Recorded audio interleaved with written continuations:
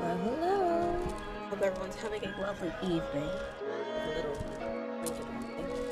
taking 2 years and a half to go ahead and hit the button. But I thought we had like a little less time for everything. We have 2 weeks to reclaim everything, but we have 2 weeks before we lose Kamui. So the plan is to claim him before he disappears. Bright side, ignoring that. Bright side, we have 36 summons, or pretty much 24 before we get a guaranteed. So we're almost there. I was supposed to be grinding on it, but I decided to grind on Wuthering Waves instead, in hopes that I would have enough to, what's the next phase? In hopes that I would have enough for Hiyuki, which Hiyuki did in fact come. I was expecting that we would lose her, but he didn't let us down, which is very, very nice. I want to see which rewards they'll give us for these. If they give us summons, I'll take it. 50-50. So just 100 summons for those. Not bad.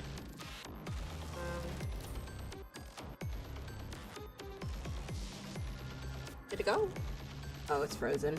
It is frozen. Of course it is. Oh dear God. Okay, I just need to know challenge missions. Ooh. Okay, afterwards we're gonna do this. That'll give us an extra 150 summons. Whatever we can. Oh, hello, Zalco. Hello, welcome. Whatever we could do to get a few extra summons and not have to use our black cards. Does this give us anything? This gives us a bit, 125 roughly? 35?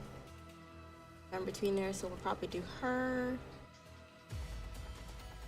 Just do the first two, just to get those extra summons. But we're gonna go ahead and do the event story just for now, and then come back to it, And I got Alpha Tsubaki coating skin last week. Nice! Congrats! I have no clue how she looks, but I hear good things.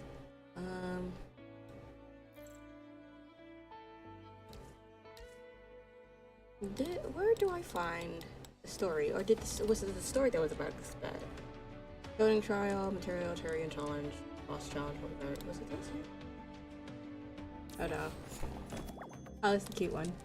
And Hiyuki's third and Yuno's too. Jeez! Hey, you're getting everything. Today I just got done coming back to a wedding event for my old teacher. Oh, that sounds like fun. Oh, I'm blind. I'm flipping blind. That's what I'm looking for. Sounds like everyone's having an eventful time. I might be just a little jelly. That sounds so fun. And you got all the characters and the weapons too. Like, let me have a little something of that. Everyone's getting the good stuff. A group of children, barely into their early teens, were confined to an empty training ground. Their military uniforms hung loose, sizes too large, sleeves and pant legs rolled in makeshift adjustments. Zed had rescued them from the battlefield with no time to source proper outfits. Adult uniforms hastily altered had been their only option. Right side to give them clothes. Silence reigned where laughter should have been. The teenagers stood motionless, drained of the energy their age promised. Only the punishing bars monitored nearby explained the true nature of the training.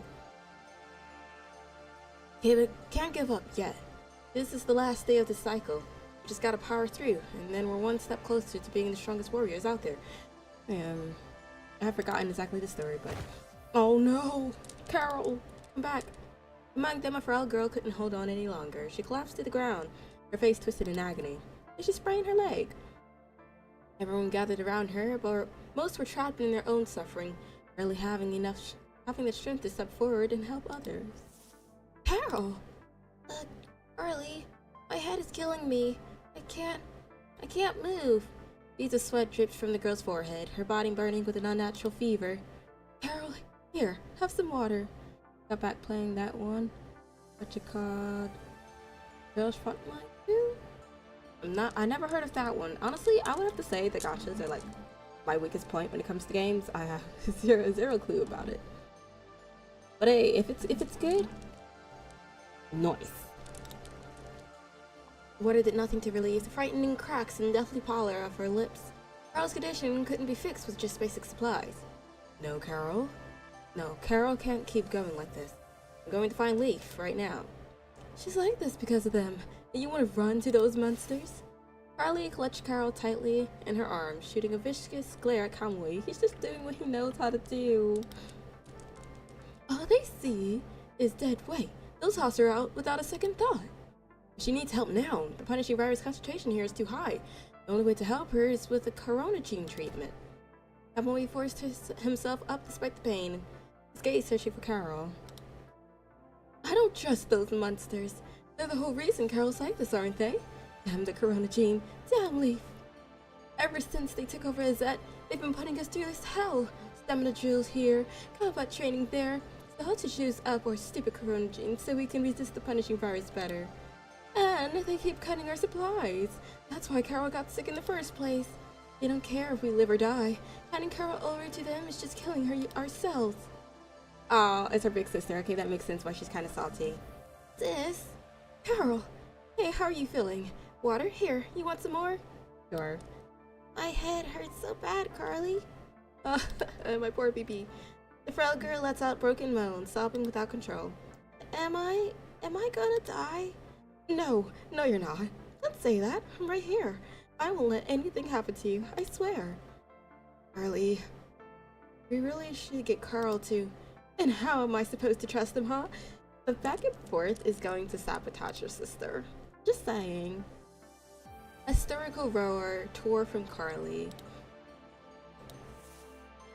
No fighting. Thanks. That helps. Which I have noticed Charlie's outbreak and moved to position himself protectively in front of Kamui. Hello, Maiko. How you doing? Thanks for the lights. As you yourself pointed out, Carly, everyone here is here because they signed up for Project Barleycorn. Everyone chose to take the Corona gene. Azelle flashed the trademark smile. Of course. Though his words carried no warmth at all. Just the new game. I don't think so. This is just punishing Great Ravens. I think it was the first game. Wait. I'm not too sure about the history of it, but I saw it. It was recommended to me, and I was like, okay, cool, let's play. Back when Azette pulled you out of that war zone, we got jumped by Corrupted on the way back. Lost 2 soldiers covering the retreat. Even then, Azette didn't ditch a single one of you, even though you couldn't fight at all. Later, during the physicals, Jay's doctors flat out told you Carl's body couldn't handle combat training. They recommended transferring her to a shelter facility. Oh, is that so? It was your choice. You refused to be separated as sisters. You signed the consent forms. You kept her here. Oh, he wrong for that.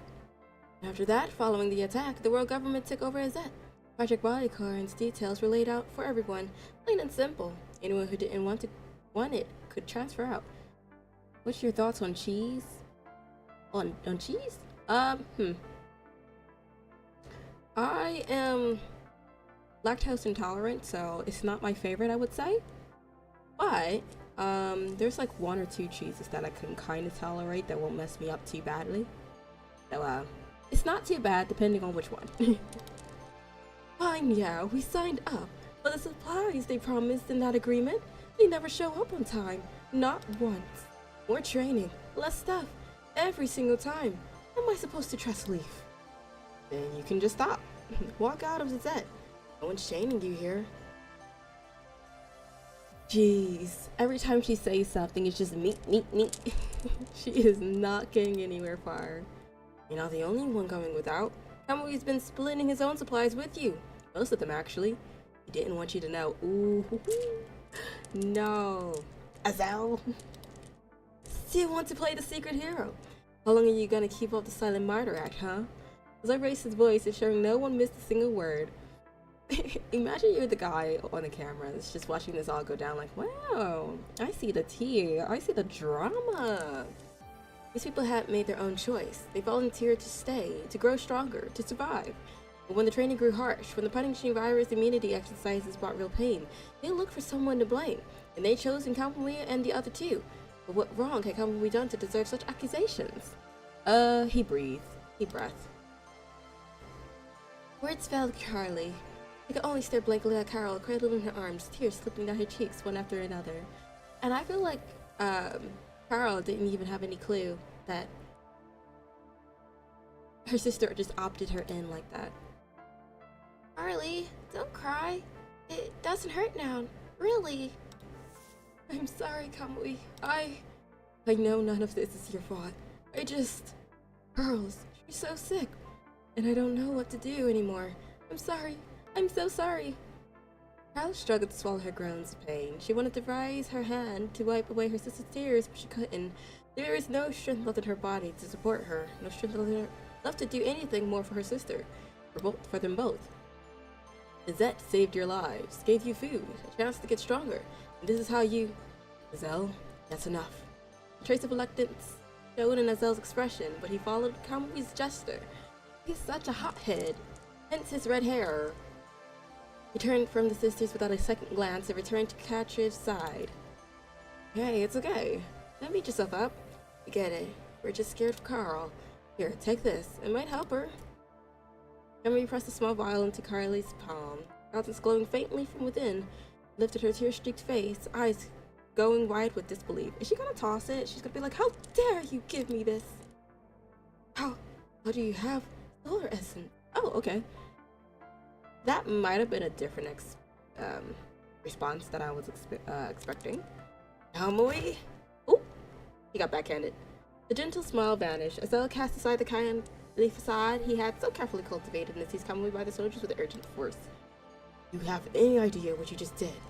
That solar essence was special ordered through Lee's own channels for you to manage the Corona G side effect from your overtraining. Not the overtraining? Yeah, I know. But it's cool. I forgot about it. I don't know, press some extra training sessions, make up for it. Even your stupid kindness has to have limits. They check those reserves every single day. Thing happens when they find it missing. Couldn't just stand there and watch Carl die. So, this is our responsibility. Chose to stay. They're part of Izette now. That makes them family, and I will never turn my back on family. Never, never, ever, ever, ever, never. You think I won't knock some sense right into that thick skull of yours? No, he knows. Those hands tightened into a fist. And Kamui, so he's so calm about it. It's actually kind of hilarious. Kamui, Azel, no fighting. Petrav, let go of me. Keep getting in my way and I'll beat you up too. Azel, you can't beat me. He's so chill. Honestly, with how chill and cool-headed he is, I kind of don't doubt that. Won't let go. Even if you could, still won't let go. He's like, good luck. I'm gonna be a nuisance. Three remain locked in a standoff, with neither Azel nor Kamui willing to back down, because they're brothers. Enough. All of you, just stop. We're not taking it. That's because y'all was hooping and hollering. Riley spoke at last, her voice strained and weary. I know you mean well, Kamui. You're a good guy. But if we take this and you get punished for it, Carol and I, we couldn't live with that. You said it yourself. We're family, right? Family doesn't do stuff that hurts each other. Let's find another way. Though Carly's concession had bought them a momentary respite, Carol's situation remained unresolved. Okay, then we do it this way. Carol can't handle the training right now, so let's find a way to hide her in the dorm. What? But they take attendance under the terminal. I'll just take her terminal with me. Leaf and the others barely even look at those things. But you've already maxed out your own training quota. You'd be doing double. Hence the reason why they gave him the essence in the first place. No sweat. I can handle it. I'm Kamui, remember? Kamui offered a reassuring smile. Fine. If you're dead set on being an idiot about this, then I'm in. Try to carry it all yourself. Help me in. I feel like he's just so deadpan. If they exchanged glances, their little plan now set in motion. I feel like all their plans usually get foiled, so let's see this. My, what do we have here? Such a precious little group of friends. Oh, sorry. Madam a little fine. The punishing virus concentration in the training ground suddenly dropped as the main doors burst open. They were listening. An unfamiliar woman escorted by a group of soldiers in turned and walked toward them. Beside her stood Leaf, Gazette's current overseer, a war government officer retired from FOS. They're just unrefined children, Consular Miles. Hardly worth your special attention. Leaf's gaze cut to Kamui and the other two. Hard and urgent. He jerked his head toward the door, signaling for them to go. Run. Sprint. That's rather inappropriate to say, Officer Leaf. Miles managed a thin smile, her eyes cutting briefly toward Leaf. He really said, hush your buns. They are key personnel in Project Barleycorn, after all. With the royal government investing such substantial resources into this initiative, they naturally warrant our close attention. After all, this represents one of humanity's future hopes, which is precisely why I was sent here for inspection. Isn't that right? Marlis crossed the remaining distance and came to a stop near Carly and Carl. She knelt beside the frail girl, felt her forehead with the back of her hand, and wore a look of practiced compassion. Is she actually gonna help? Good heavens! Look at this child burning up with a fever. She's clearly at her breaking point. Children their age should be receiving attentive care, protection. At the very least, they should be sent to a refugee center where they can be safe and warm. Demand they meet adult standards, injecting them with the corona gene, forcing them through this brutal training. It's simply too cruel. Officer Leaf, do you really have the heart to torture such fragile children just to achieve your own objective? Riley's consolation had done little to ease Carly's fear, but Carl backward, shrieking away from the woman whose charitable smile couldn't mask the truth. Her entire presence had exuded something cold and wrong. She's about to go ahead and experiment on the child. I just have a feeling she's giving like, I'm kind, but I'm a villain. You know how the villains have like that kindness about them that's just kind of questionable. Like that's what she's giving. She reminded Carly of a snake, venomous and smiling, fangs aimed directly at them, poised to strike the moment they let their guard down. At times like these birds should be grateful just to have food in their stomachs. They volunteer for this project and sign their agreements. They have a responsibility to fulfill those obligations. Consular Marlis. And this shouldn't fall within your jurisdiction, should it? Without drawing attention, Leaf moved forward and placed himself between the girls and Marlis. So you're still clinging to your own ideas, insisting on keeping Gazette operational, even when supplies have already begun to run short. Hence the reason why no one has anything. Gazette is affiliated with FOS College. Its fate is not yours to decide. Yes, it's at military base, affiliated with FOS College. Long history, solid foundation, but that's all in the past now. Even if you could still contact FOS, what good would it do? They're already struggling to keep their own heads above water. Besides, the elite soldiers stationed here were already lost in that recent battle. Oh right, that battle where you and your reinforcements arrived too late to save them. I feel like that was supposed to be a your, but it said you, so I just read it as you. They all died, didn't they? Way to rub salt in the wound, and everyone just standing here like, oh my god. Marlis looked past Leif, who stood before her, scanning the children hiding behind him. Immature, weak, timid, nothing but a flock of fledglings whose wings hadn't fully grown. With the slightest effort, she could have easily snapped their pitiful wings, aka their legs. Yet those three at the front held her attention. They were different. They were an Adele. Oh, I know, shocker. No fear shone in their eyes, no fear of her, no fear of anything. That word-defying arrogance of youth, something she knew all too well. It's not arrogance. Like, if you just see all your folks just casually get torn apart by random red glowing machines, you too would not be afraid of humans, but that's just me, I guess. They were clever ones, and she had always excelled at manipulating the clever. Her smile widened in absolute confidence, settling over her features as she studied Kamui and his companions. He would find a way to disband his head and take these children who were compatible with the Corona gene. That's weird. Put that back. That's weird. But that's just me. Golden Sun, the name whispered through her thoughts, tempting. She knew better than to reach too soon. The time had simply not yet arrived. My promise still stands for now, Leaf. You know exactly how much the higher-ups have invested in Project Polygon. This massive initiative, planned since the Golden Age, has consumed tremendous resources. If we don't show results to match, the consequences are unthinkable. I'm sure you can envision the outcome awaiting everyone here. Her voice faded into a suggestive silence as she pressed a single finger gently against Leaf's shoulder. Why bring suffering upon yourself so stubbornly heading down a dead-end road? If you voluntarily requested as bad as that now, you still have other options. Don't worry, I'll find a better, more comfortable place for you and the children.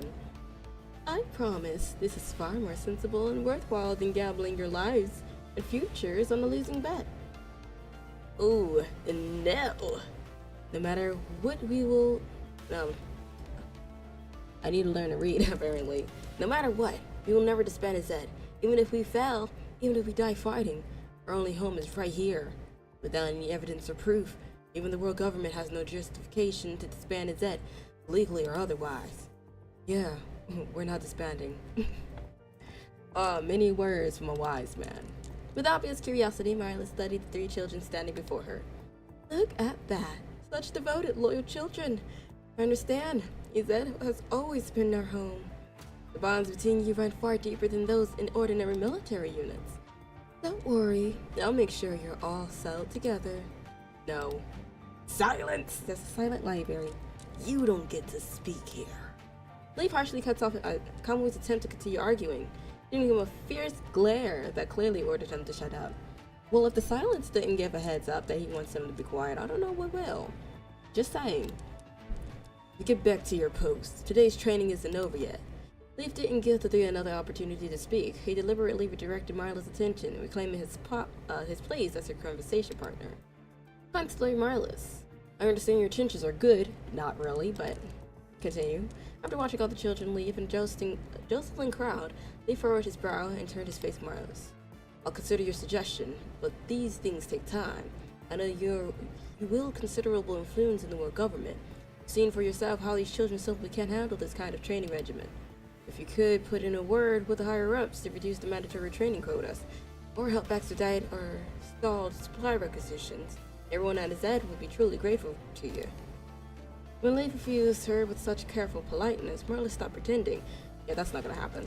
The smile she had worn for the children disappeared and something colder emerged in its place. Leif, are you sure you want to refuse me? To think that the once fervent weapon of war now hides away in this wretched place? Playing make-believe with children, who would ever believe it? Your ambition, your pursuit of glory and prestige, as one mere accident truly burned away all your dignity? It has nothing to do with this, Marlis. It has all to do with it. What matters is that I'm still in charge of Zed, for now. If you're unwilling to help on our terms, I suggest you return to the world government and find another solution. A coward content to be nothing more than a drowning dog. A swarm of worker bees and ants. You think you could become the sun? Then let's wait and see. After you've burned itself to ashes, we'll find out just how many precious seconds you managed to eliminate this dark world. Marlis continued on her way, the inspection mission from the world government reclaiming her focus. Leaf waited until she was gone, then released a breath. Hello, Domrico. How you doing? Welcome, welcome. Leaf waited until she was gone to release the breath he hadn't realized he'd been holding. For now, at least, and they were safe from whatever she'd been planning. Hey, what's up? Nothing much. Trying to get Kamui. Hopefully we get, lucky like we did yesterday. Managed to get Hiyuki yesterday. Wait, no, not yesterday. The day before yesterday. Saturday, we got Hiyuki. And then reverse, we didn't get anyone, but Kamui. We need Kamui. I want to get his Final Fantasy skin, but I just need the actual character first. Like a ghost, Kamui emerged from behind the door. Azal and Kaja followed, stepping forward into view. Didn't I tell you to get lost? We weren't trying to eavesdrop, we just... or nosy. Fine, what is it? Carol's really sick. I want to split up her training assignments between us. Kamui stood there with his hand behind his back, the picture of obedience. Are you trying to kill yourself? Your training load is already more than double what the others do. You want to take on her portion too? I'm with him. I'll help too. Oh, the precious babies. And me too. With a soft creak, the door swung open and another young boy poked his head inside. Before long, others followed one by one, emerging from outside. That's right. We'll split Carl's training load between us. Take care of any task she has for now. Let Carl get better first. The enthusiastic chorus swelled as they took their stand, defending Carl with their first courageous act. Leaf, however, found the endless chattering of the young ones insufferable. Okay, quiet. You've all got way too much energy, haven't you? Don't do what I think you're gonna do. I see you're all too distracted for training today. Fine, get back to the quarters. You're confined. Ow! Think about what you've done. God forbid we decide to go ahead and try to, do some exercise and stuff for our folks that is face first on concrete. As punishment, no staff will bring you food today. If you need anything, you'll get it yourselves from the appropriate storage areas. And since Carol started this whole thing, her confinement will be longer than yours. 1 week to start with. Wrap it up. That'll stop you brats from using her as an excuse to talk back to me and slack off during training. They wanted to work. They literally asked for portions of her work to add on to theirs. They literally didn't even talk. Okay, sure, no, it's fine, it's fine. Newt's voice cut through the noise, and for a moment there was nothing but silence. Then his order registered, and the whispers crept back in. Hey, what's going on? Why are you suddenly confined to quarters? Are you dense? Didn't you catch the important part? Get whatever you need yourselves. That's code for you can move around freely, you idiot. Oh, then I can just grab as much candy as I want. Total snack liberation. You irresponsible idiot. The point is we can get medicine nutrients for Carol while she's sick. Oh. Enough no- Oh, he would be a terrible father. Oh, dear God. Enough noise. If you don't clear it right now, none of you are leaving. You'll all stay for extra training. Say less. I'm sprinting towards the hills. Hearing this, everyone quickly slipped away from the training room, leaving Leaf alone in the center. He tried to untangle Mindless Chewed purpose, but the threads won't come loose. The world government needed Project Barleycorn to succeed. Leaving against Azad before then made no strategic sense unless... Why are you still here? What do you actually want to stay?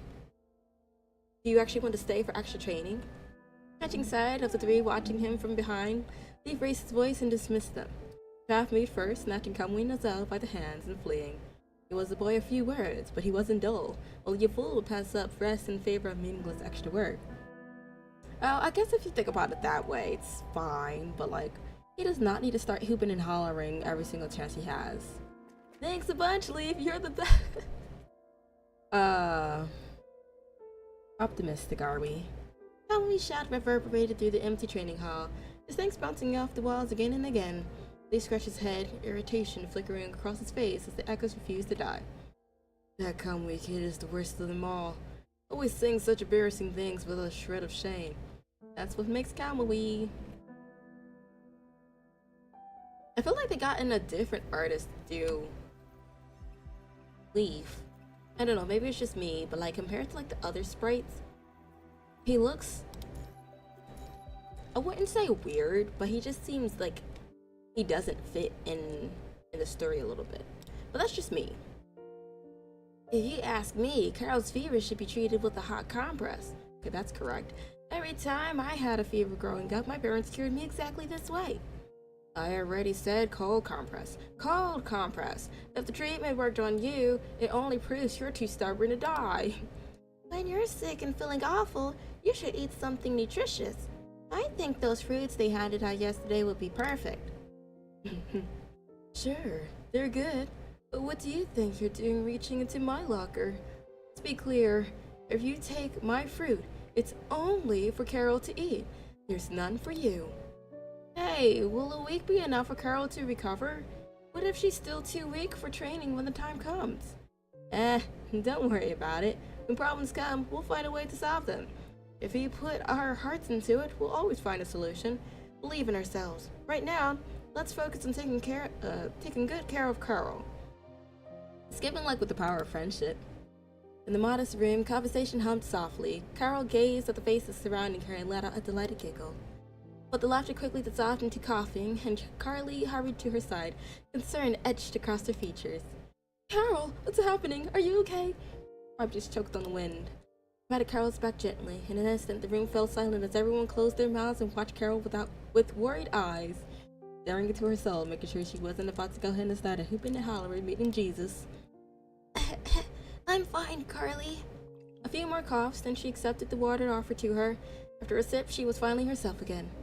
I really like hearing everyone gathered around talking like this.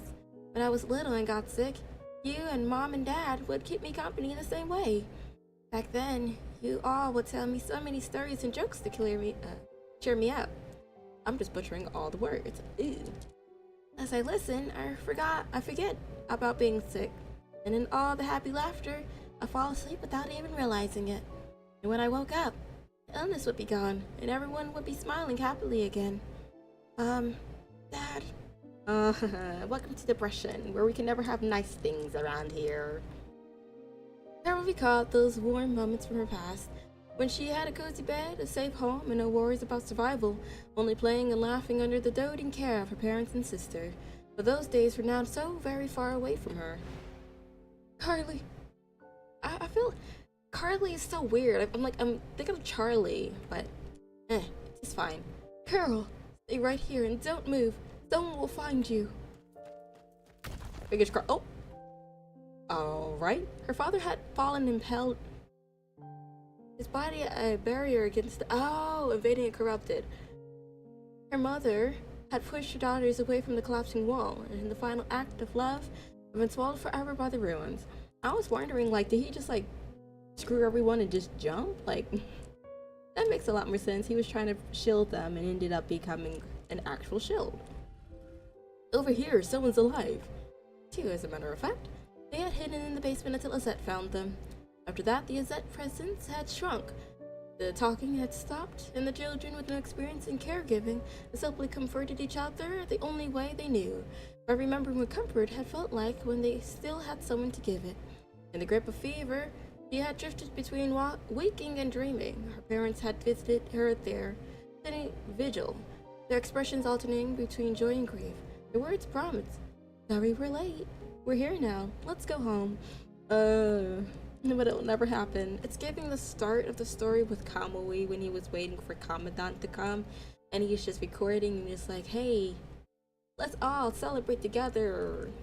Actually wasn't existent. Everyone was just gone. You make me tear. But then her sister's head had fallen against Carol, heavy with exhaustion, and Carol had jolted awake. Bedside had been cold and empty. It had always been empty. Carly had gathered her sister gently against her chest, but her trembling voice, when it came, had betrayed her. I know, Carol. I miss them too.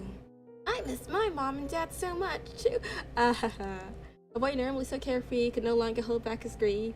His loud wailing drowned out the soft whimpers of Carly and her sister. The earlier commotion fell instantly silent as everyone else began to share in the sorrow.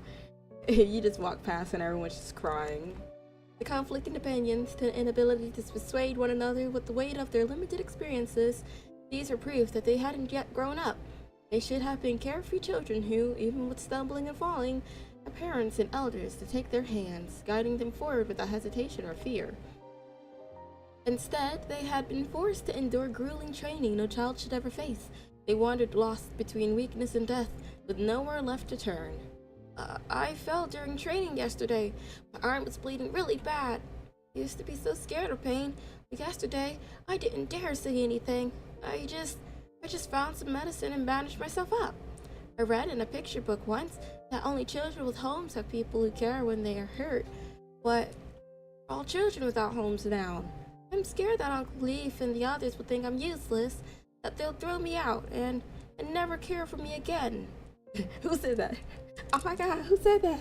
Who said that? Oh my god. Ooh. No, this is why I like Kamui. He's like, you say you're doubting? No. I'm going to affirm right away that you are Gucci. You are the best that there ever was. Until then, Kamui had said nothing. Now he stepped forward, positioning himself at the group's center, and spoke with a voice that carried absolute certainty. Yes, of course he did. Never mind the facts that Uncle Leaf would never throw us out. What's more important is you are not children without home. You're all children of Azet, and Azet is your home. No, that's not right. It's our home, with the power of friendship. Kamui looked over Darren's arm. A moment later, as if struck by a memory, he lifted the boy's injured limb and with care and blew softly on it. Aww. Low on it and all the pain flies away. That's how it works, right? Though it had offered no real psychological healing, the method had worked wonders on the boy. Darren was still crying, but through his tears, a smile broke through. When I was sad, my family would tell me stories. Family, could you do that too? Yes, tell us a bedtime story. I may not be asleep just yet, but I must hear one. I don't mind, but I think Azet will be better at this sort of thing. And just toss them in. Whenever I tell stories, I end up falling asleep first. He's much better. He can bore the listeners to sleep before he even finishes. Kamui, you don't actually think that was a compliment, do you? That's so childish. I don't want to hear stories. We're not little kids anymore. How's that childish? And what do you suggest we do? We barely ever get days off from training. Today's basically our home's birthday. We absolutely have to do something special on such an important day. If it's a birthday, then of course we have to sing the birthday song. Oh, please everyone be our note. Everyone in the world sings that birthday song. It's nothing special. We should find something that belongs just to us and Azet. That's easy peasy. In a moment's thought, Kamui snapped his fingers and began to speak. Azet has always had a tradition of celebrating Family Day every month. Since things are different now, why don't we set a fixed date for it? Today could be the day. And to make it feel like a real celebration, how about I teach you all a traditional Azet folk song? When I see birds migrate over mountains and rain, fly through the dark of fate, chasing light beyond the haze. Ooh, it actually rhymes. That's crazy. I was expecting them to just throw random lyrics in there. Comes the place where they land together, head up to see the sun. Across thousands of years, countless flames burnt inside. Okay, no, they kind of just... I spoke too soon. The sparks of life. Yeah, they just started randomly throwing stuff in there at the last minute. Ooh, who's this muscle man? I don't like the distorted sound. You can put that back. Oh, the suns come back every dawn. The otherwise Hermione's singing had been... Okay. Hermione's singing has been abruptly pierced by a jarringly discordant voice. One that hit every note with spectacular inaccuracy. To compound the offense, its owner sang with excessive enthusiasm, with such an extraordinary volume that everyone else had frozen in their tracks. I'm sorry, I can't stay serious. Oh, I could just imagine everyone's like deep into it, just like emotional, just like, oh, let me put my heart and soul into this. And then you get like a tuba sound dude just randomly hooping and hollering in the background talking about happy birthday. I'm sorry. At first the voice showed no signs of stopping, utterly lost in the rapture of its own self-absorbed performance. Only when someone nearby delivered a sharp tap to the singer's head did the noise finally come to an abrupt forced end. You idiot! Didn't I tell you to hold back and not sing? Do you have any idea how completely tone deaf you are? Stop hitting me. Stop it. What if you knock over the medicine? Besides, I thought my singing was pretty good. Hence the tone deaf. The conversation was loud enough for the entire dormitory to hear. Carol stirred, propping herself up and leaning forward to glimpse what was happening outside. Uncle Lauren, is that you? The question drew Lauren out from behind the door. He paused, hesitation written in every line of his body. Then slowly he stepped into the room and approached Carol's bed. You can't be like excited and things and then start becoming hesitant all of a sudden. Little Carol's hearing is as sharp as ever. That's just like you. How are you feeling, huh? Feeling better? Am I disturbing your rest? Carol nodded gently, then fearing Lauren might misunderstand, she immediately shook her head to say she was fine. They took me to the medical ward. I'm feeling much better now. You're not disturbing me at all. I was actually hoping you'd come visit. The news that Carl was recovering finally let Lauren, I call him Lorix. Lauren relaxed. Smiling, he lifted the large bag he brought, opened it wide, and held it for her to see without leaning forward. That's great. Look here.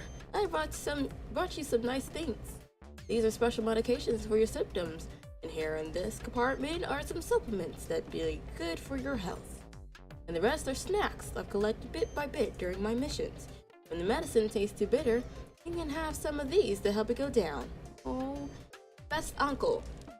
Just ignore his singing, and I give him a 10 out of 10. Oh right, how could I forget this? Take a look at this brooch. Do you like it? It's a gift my daughter sent for you. You young girls would surely love it. Carl extended her hand and took the bag. Thank you, Uncle Lauren. But I still haven't finished the snacks you gave me before. You don't need to give me new ones. But you're sick. Carl started rummaging through the bag to give back the snacks, but Lauren caught her hand mid-search before she could find them. Those snacks were always meant for you. Whether you eat them sooner or later doesn't matter. Just keep them all. That's right, Joe. Your mama. Anyway, let me stop being cringe. Little Carol, your Uncle Lauren almost cried to me yesterday just to get more of your favorite candies. Absolutely insisted I give him my share too. Hey, at least let me keep some dignity in front of the children. No, little Carol, don't listen to your Uncle Joe. Just making things up. I would never cry over something like that. Never. Sure, we believe you. No sooner had the words left his mouth than Joe, standing beside him, delivered a ruthless smack to Lauren's head. Who are you calling Uncle? There's such a big age gap between us. Little Carol can just call me Big Brother. You're the real old man here. What's wrong with being called Uncle? It's just called mature charm, you know. Little Carol is about the same age as my daughter. When my daughter met you before, she called you Uncle too. They're just going back and forth. It's giving brothers. He's kind of fitting into that uncle category. While they were talking, someone else peeked into the bag and couldn't help but let out an exclamation of amazement. Wow! Uncle Lauren, Uncle Joe, you guys are amazing! How did you manage to get so many things? Oh, of course. We have a great relationship with the folks at the medical ward. We just had to say hello, and they were happy to hand things over. So you robbed them. Okay. Wait a second. Didn't I just say don't call me Uncle? Thank you both for everything. Again. Taking the bag from Carl, Carly expressed her gratitude to both Joe and Lauren. Hey, it's nothing, Carl. I want to tell you all about the interesting things I saw during the mission outside. While Lauren and Joe chatted enthusiastically with the children, Carly walked to the storage cabinet prepared to organize the contents of the bag into their shared shelf. Carly, we'll handle this. You just go keep Carl company. The medicine was usually kept on the higher shelves. Carly stretched up on her toes, struggling to reach, and calmly stepped forward to take the items from her. Zell, Trav, take a look at this. Calmly placed the medicine bottles on the shelf, he noticed the drug names, the specifications, and realized something wasn't right. Oh, both these bottles are special grade medications. Only sergeants with rank 2 or above at the base are qualified to request them. The clearance we have as trainees, or even Uncle Lauren and Joe as regular soldiers, none of us have that kind of authorization. Okay, it's either leave, or they actually did rob the place. These 3 bottles too. Bill adjusted toward the uppermost shelf of the cabinet, the one in his designated organizing area. So many of them. This isn't just a coincidence. Someone grabbing the wrong bottles. Joe, won't look at us in the eye when talking. It's lying. Having quickly finished organizing the assigned section, Trav moved closer to Kamui and Azelle. Maybe it's just a white lie? With good intentions? I'm scared. I don't know. The section's done. The 3 took a moment to ensure no one was watching, satisfied that the relaxed atmosphere held everyone's attention. They traded a look and exited the dormitory in careful silence. I'm really scared that they actually did decide to just steal those. Do we really need to find who gave these meds? Yeah, I think we should. With all the complicated comings and goings of the Zet lately, it's better to be extra careful with stuff like medication. Safety first, you know? There aren't many people who fit these criteria. Shouldn't be too hard to confirm who he was. Decide, I'll follow. Like she looks gorgeous, right? She looks gorgeous. Beautiful. But I just know she's evil. Also, where's her waist? Like, where did it go? I don't know if you can see, but it starts and then it just clips and then it just goes down and it kind of goes out and then it kind of goes clips. Like, she got a toothbrush for her waist. Where? Okay.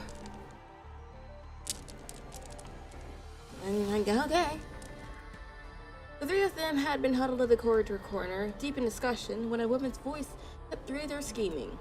Hello, Consular Marlis.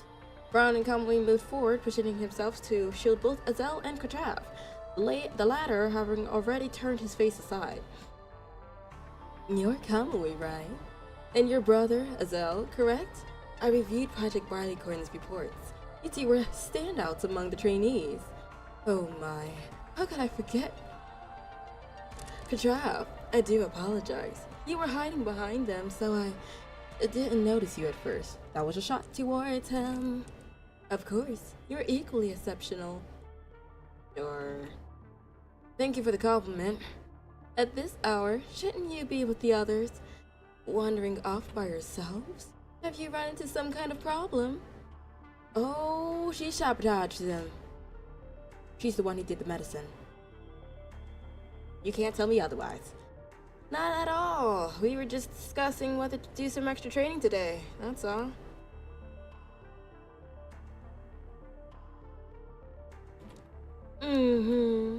Marlis clearly didn't buy Azel's explanation. Being cautious is a good thing. It proves you truly developed the qualities of excellent warriors. No need to worry. I'm really here to help you, you know.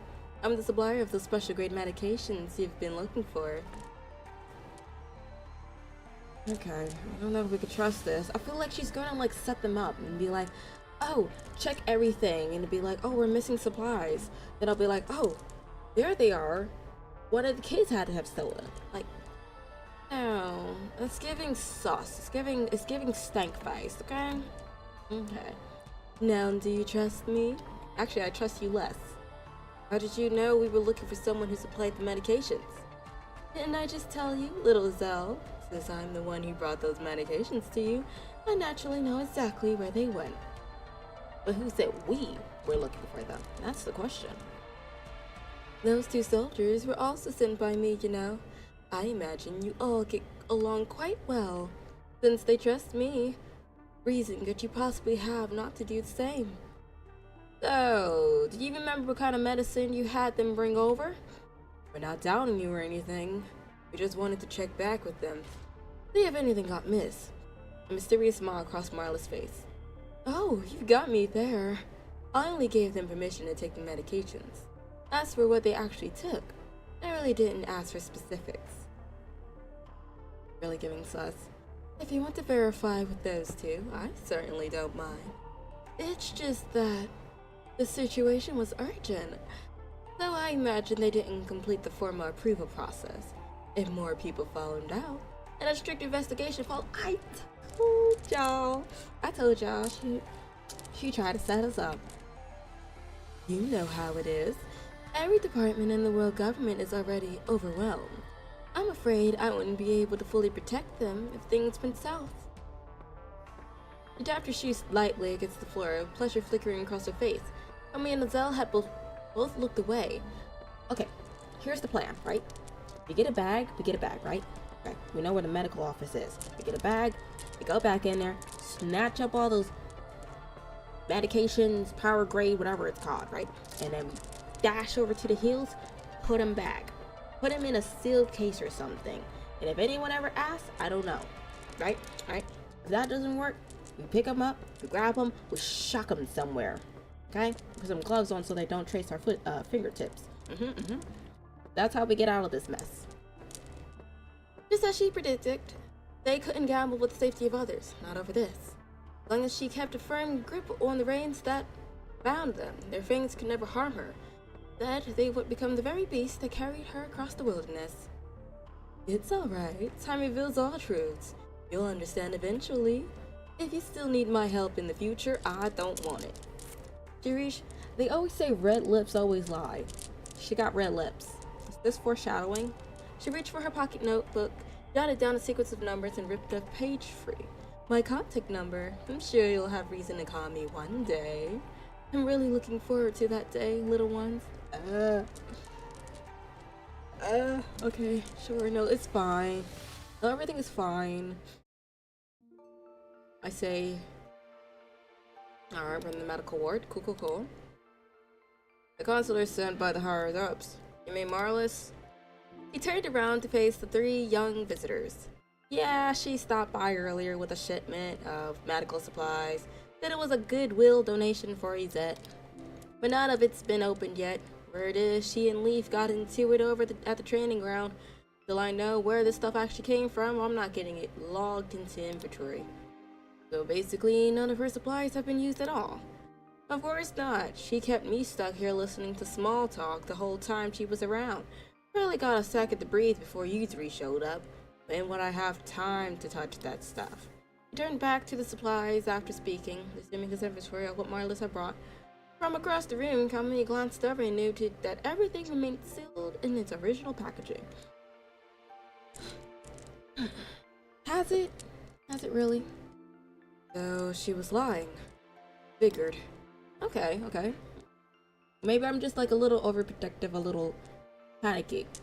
I still would have snatched everything up and shucked it far away from us. I know they need the medicines, but like, it's us. Why do you still keep her contact info? Tossing it there to be too obvious. You're unpacked right now. Taking it back to Hyde is just as bad. I'll hold on to it for now and destroy it later. If not from her, then who gave the medicine? The three exchanged glances. Oh! Hello there. That's all of it. With a clatter, the medical ward door slid open, and Leaf walked in. He was talking and looked up once he finished speaking, only then spotting Kamui Azel and Katrav in the corner. Kamui Azel, Katrav, what are you doing here? Borrowing some extra supplies, maybe? Same thing you are. Figuring out this little gift situation. This is the stuff sent by the counselor. What's the call? Check it first. Clean, lock it, and put it to use. That you weren't into taking handouts from the top brass. Survival comes first. That needs supplies. She's dropping them at our door. We're not turning them away. Fair enough. Oh, and those special grade meds you used your personal quote on. Should we? Keep it down. We'll talk about that later. The doctor has zero situational awareness, apparently. Like, if there's special grade, and he made sure, I feel like he made sure to like be like, hey, don't tell anyone. And he's just like, oh, by the way, these items you just, so happy to take out of your back pocket. Leaf's brow knit together as he raised his voice, booming over the doctor in a futile attempt to drown him out. Special grade meds? He knows for Carol. I don't know, not saying a word. All I know is Lauren and Joe came by to pick up the meds and help themselves to a few bottles of the nutrients while they were at it. Just so we're clear, whoever sent them, those nutrients are coming out of their quota. I don't care what rank they are. Why are you looking at me? I told you, I had nothing to do with it. Hanging around the med ward with nothing better to do? You're asking for extra drills, or are you volunteering your quota to cover what Lauren and Joe took? Same threat used last time. Wait. Have you guys noticed? Every time Leaf gets nervous, he shuts us up with extra drills. Next time, you two run your mouths to it quietly and keep me out of it. He doesn't want to do extra push-ups. All three of you, 3 hours, training grounds, now. Hey, mission accepted. The snicker escaped Kamui as he grabbed Azel and Katrav and dragged them into a dead sprint. He didn't slow until the medical ward door opened. Then he whirled around and shouted at Leaf. We'll make sure to shout thank you, Commander Leaf, the whole time we're training loud so everyone hears it. Can we? Okay. I take back what I said about Leaf. He's mediocre at best, okay? He has some goofy moments. Some of them are just kind of like, gross. But it's little moments like this that it's like, okay, wait. Okay, it's actually giving. It's giving father. It's giving papa. Come, boy, get back here. I'll shut those mouths myself before you even see the training ground. We'll see if that works. And we're back. Going sun. Counselor Marla's visit had disrupted Project Barleycorn. Out on the training field, the children had pressed on with their grueling, monotonous drills and evaluations. That's 5 tests a day, and 2/3 if you still can't hit the mark. This is bad. Real bad. Okay, I thought he was kind of like conniving. Since the record weighed heavily in the instructor's hand, he brought forward with concern. He knew those vultures from the world government would never accept these numbers. Still trying to get over this code. 1 more hour of drills. We run the 6th test after that. The test is just gonna get worse. His gaze swept over the trainees, who were pushed to their limits, bodies trembling with exhaustion. He hesitated just briefly, then he made his decision. The training would continue. Instructor, another hour isn't gonna fix the scores. We're tapped out. Pushing more tests won't change anything. Exactly, it's gonna make it worse. Kamui dragged himself forward toward the instructor, every step costing him. He saw clearly that this excessive workload was a path to nowhere but more pain. The benchmarks would remain out of reach no matter how long they suffered. Besides, none of this stuff today is stuff we even trained for.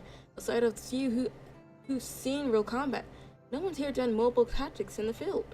Keep pushing like this and we'll just burn out, waste time, energy, and get nothing done. I've seen Lee's schedule for Project Barleycorn. Mobile tactics and field training were supposed to come later, mid to late stage, after the corona gene stabilized. Or were we getting tested on them now? Kamui's question cut through the quiet. Pointed and unavoidable, the instructor's expression darkened. For a long moment, he said nothing. He had to speed it up. He had to expedite it. The boy had seen something wrong. How could this man who had trained them day after day have missed it? It was just... That's not your call to make. Every move we make follows battlefield logic. You're soldiers. Soldiers follow orders. Do I really need to explain that to you? Drop kick him. Better yet, why don't you just have an instructor do it? I doubt he lived. Shame. At your drills, anyone who doesn't meet the standard will face the consequences himself. I'll just fall out. Main control room. Man, good thing you still remember the codes for this place. Shh, keep it down. After scanning the area with quiet caution, Azelic reached out and powered on the control room's display. The movement systems were reactivated. I was expecting to be some battle, but I keep forgetting that this event doesn't have any fighting. But Azad hasn't actually moved anywhere. I mean, it does, but not really. Probably just a basic system check. They're seeing if they can still move. A look passed between them, then wordlessly they returned the control room to its original condition. Aw, thank you for the likes, Elle. And stepped back into the hallway. No report done. No one saw us. At the far end of the hallway, Katravs approached the other two, a stack of hastily completed reports in his arms.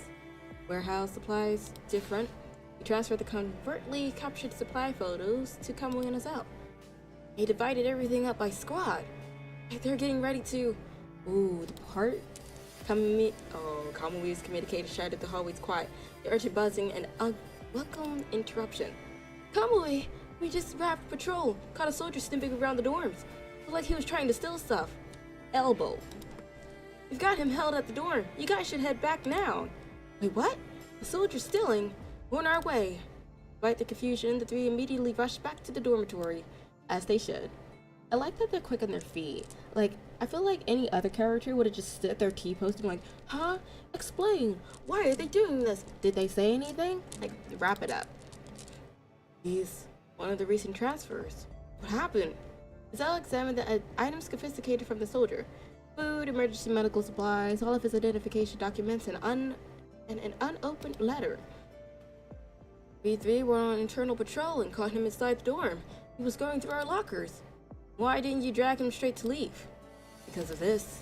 Azul tore through his bag with precision, cut and spilled out, told their story, and from the deepest corner, hidden deliberately, produced an ID card and passed it to Kamui. Baron's ID card? I thought he lost this days ago. You took it? What were you doing sneaking into the trainee dorms? Oh, deserting soldier. Oh, he's trying to leave. Oh, will he? If anyone doesn't know, when you're deserting, you automatically get annihilated the time you come back. Better yet, you won't come back.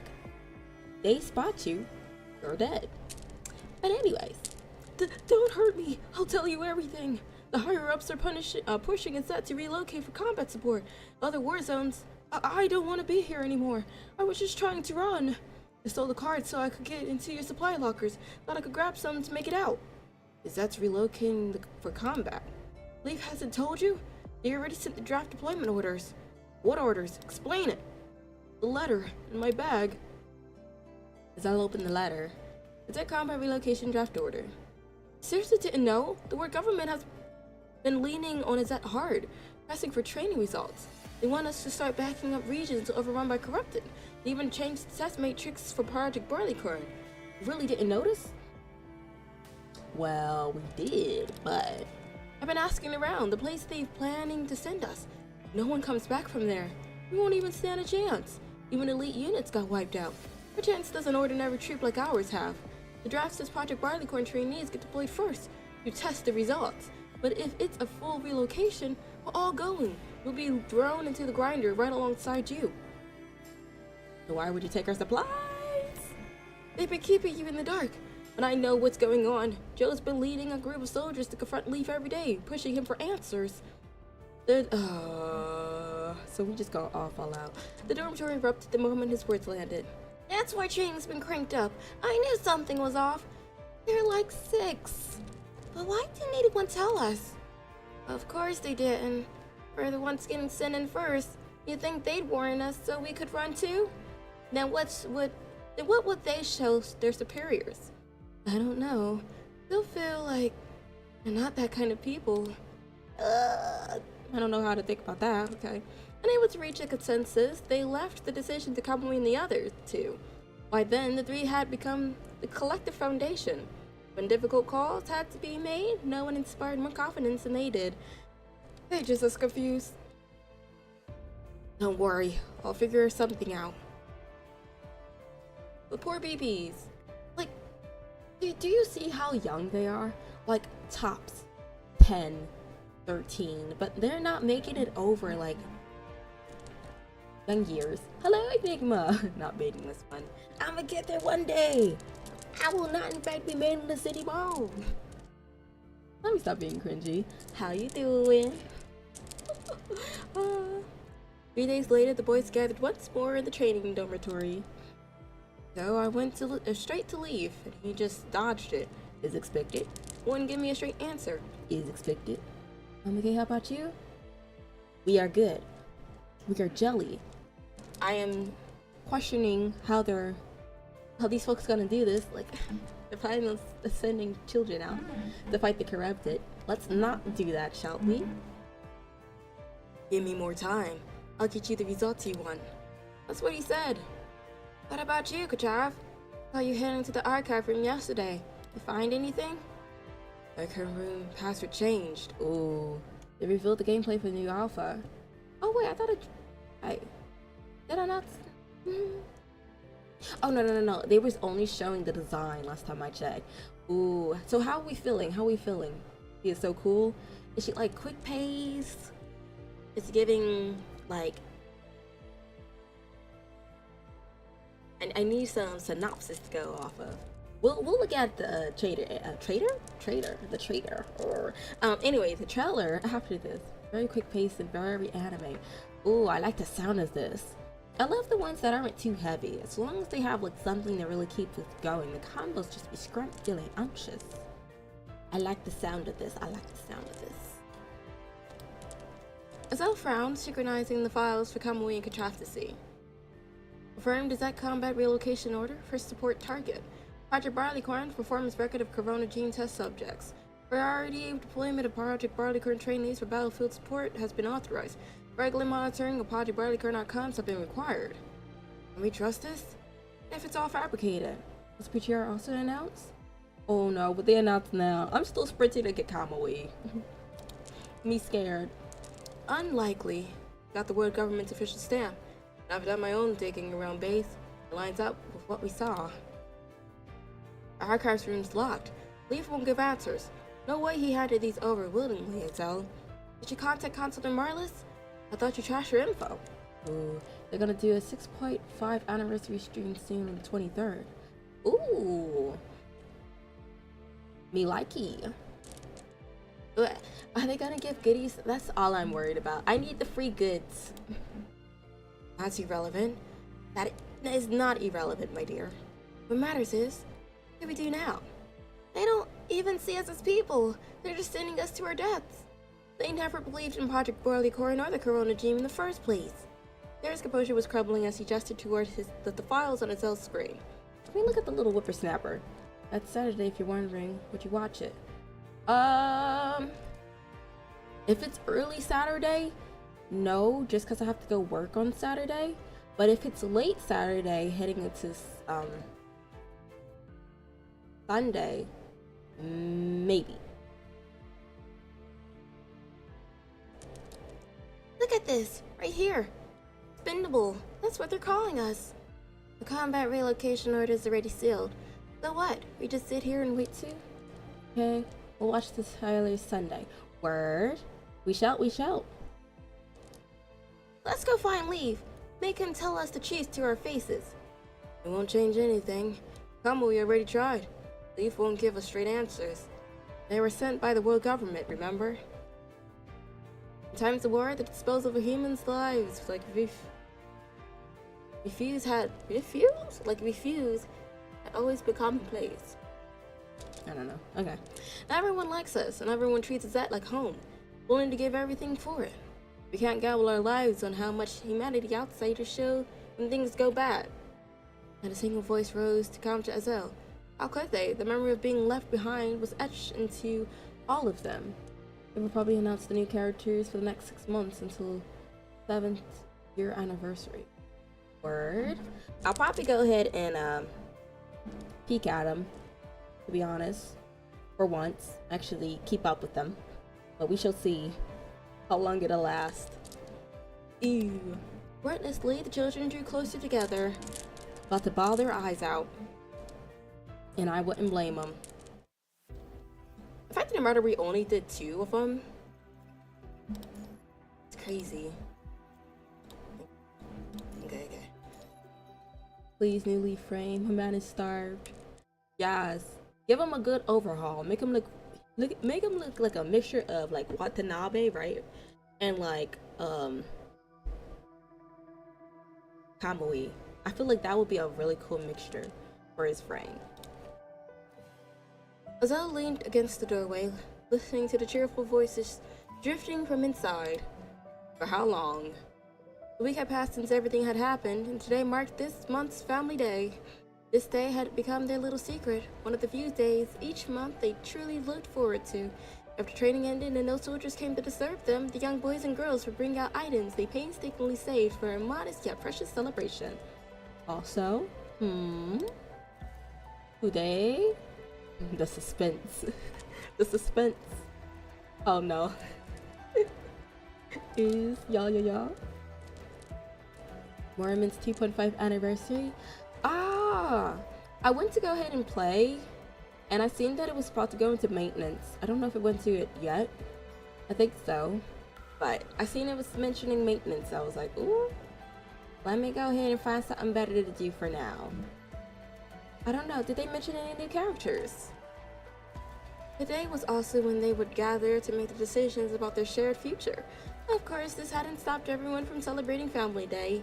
The others had already been preparing in this room, just waiting for Kamui and Kachaf to return. Maintenance is over now. Oh, okay, cool. And I was trying to play it earlier, and it was just Just like, I'm not gonna have, I forgot what time it was. I went to, I think it was starting chapter 5 or chapter 4. And I started the first episode and then it just kicked me out. Saya no Uta collab. I feel like I heard that name before. Starts on the 30th and Saya will be free. He's a new character, but for now we will have to wait. Alright, we must be patient. The pain. Saya no Uta. I feel like I've heard that name. I think they have an anime for it. I don't know. Azelle stepped out and waited for them at the entrance. I do have a good handful of summons, so fingers crossed. About to snatch them all up. I feel like that's the one game I can guarantee that I get all the characters that I want, because they are so generous with all the summons. So you're never going lacking. You're back. Tom returned to the member dormitory with Katrav, wearing a smile that barely matched his exhaustion. Azella took one look and understood. Tommy hadn't gotten the answer they'd been hoping for. Anything from Leaf? About the order. They really gonna throw us out there? Still not saying a word. Tommy managed to bring a smile. Katrav, walking behind him, reached up and patted his head gently. A little head pat. Katrav remembered when he first arrived at the Zet, lost and grieving. At night, he would hide away alone, missing everyone from the orphanage. I think Kamui had always dragged Azelle along to find him and patted his head just like this. Hoping to ease the sadness. That's so precious. 100% I started moments like October and I have almost all characters. I'm just waiting for the rerun so I can collect. Exactly. Like, you can go ahead and do like the little side quests, the main story, the hard part of the story. Just existing. And they just give you just like a plethora of stuff, and I'm just like, oh. But we need the other ones. Like, I'll just go ahead sometimes if it takes too long and I just get bored, because I know I'll have more later. I'll just go ahead and upgrade the characters. But sometimes I don't even need to do that, because if I try to get one of the other characters, you just gotta get a duplicate. Scrumptious, we like it. Let's go inside. Wouldn't want to miss family day. Something's really coming for us. Face it together. I'm so scared. Aw, look, he got his little cloak too. Look, they're back. The three of them entered the room where everyone had been waiting eagerly. Whatever troubles they had were set aside for now. In the brief moments, they could shed any burden and simply be happy family together.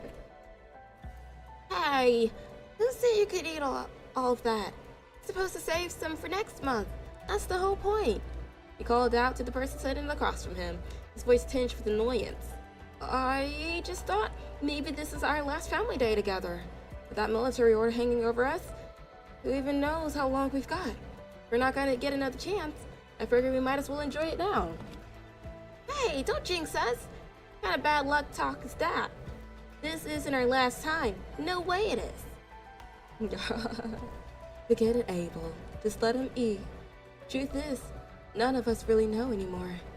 The weight of the words settled over the room. Even the boy who'd been ravenously eating just seconds ago stopped, lowering his snack in silence.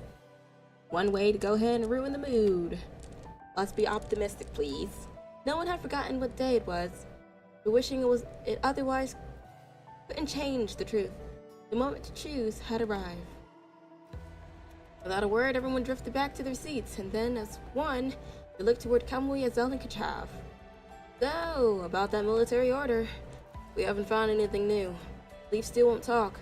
Keeps saying he's working on it. Working on it? Stop acting like a fool, Kamui. He's not trying to help us. He's buying time. Hoping we'll just go along quietly when the time comes. He said he tried to get them to pull the order. That's not gonna happen. He's just saying that to tame y'all.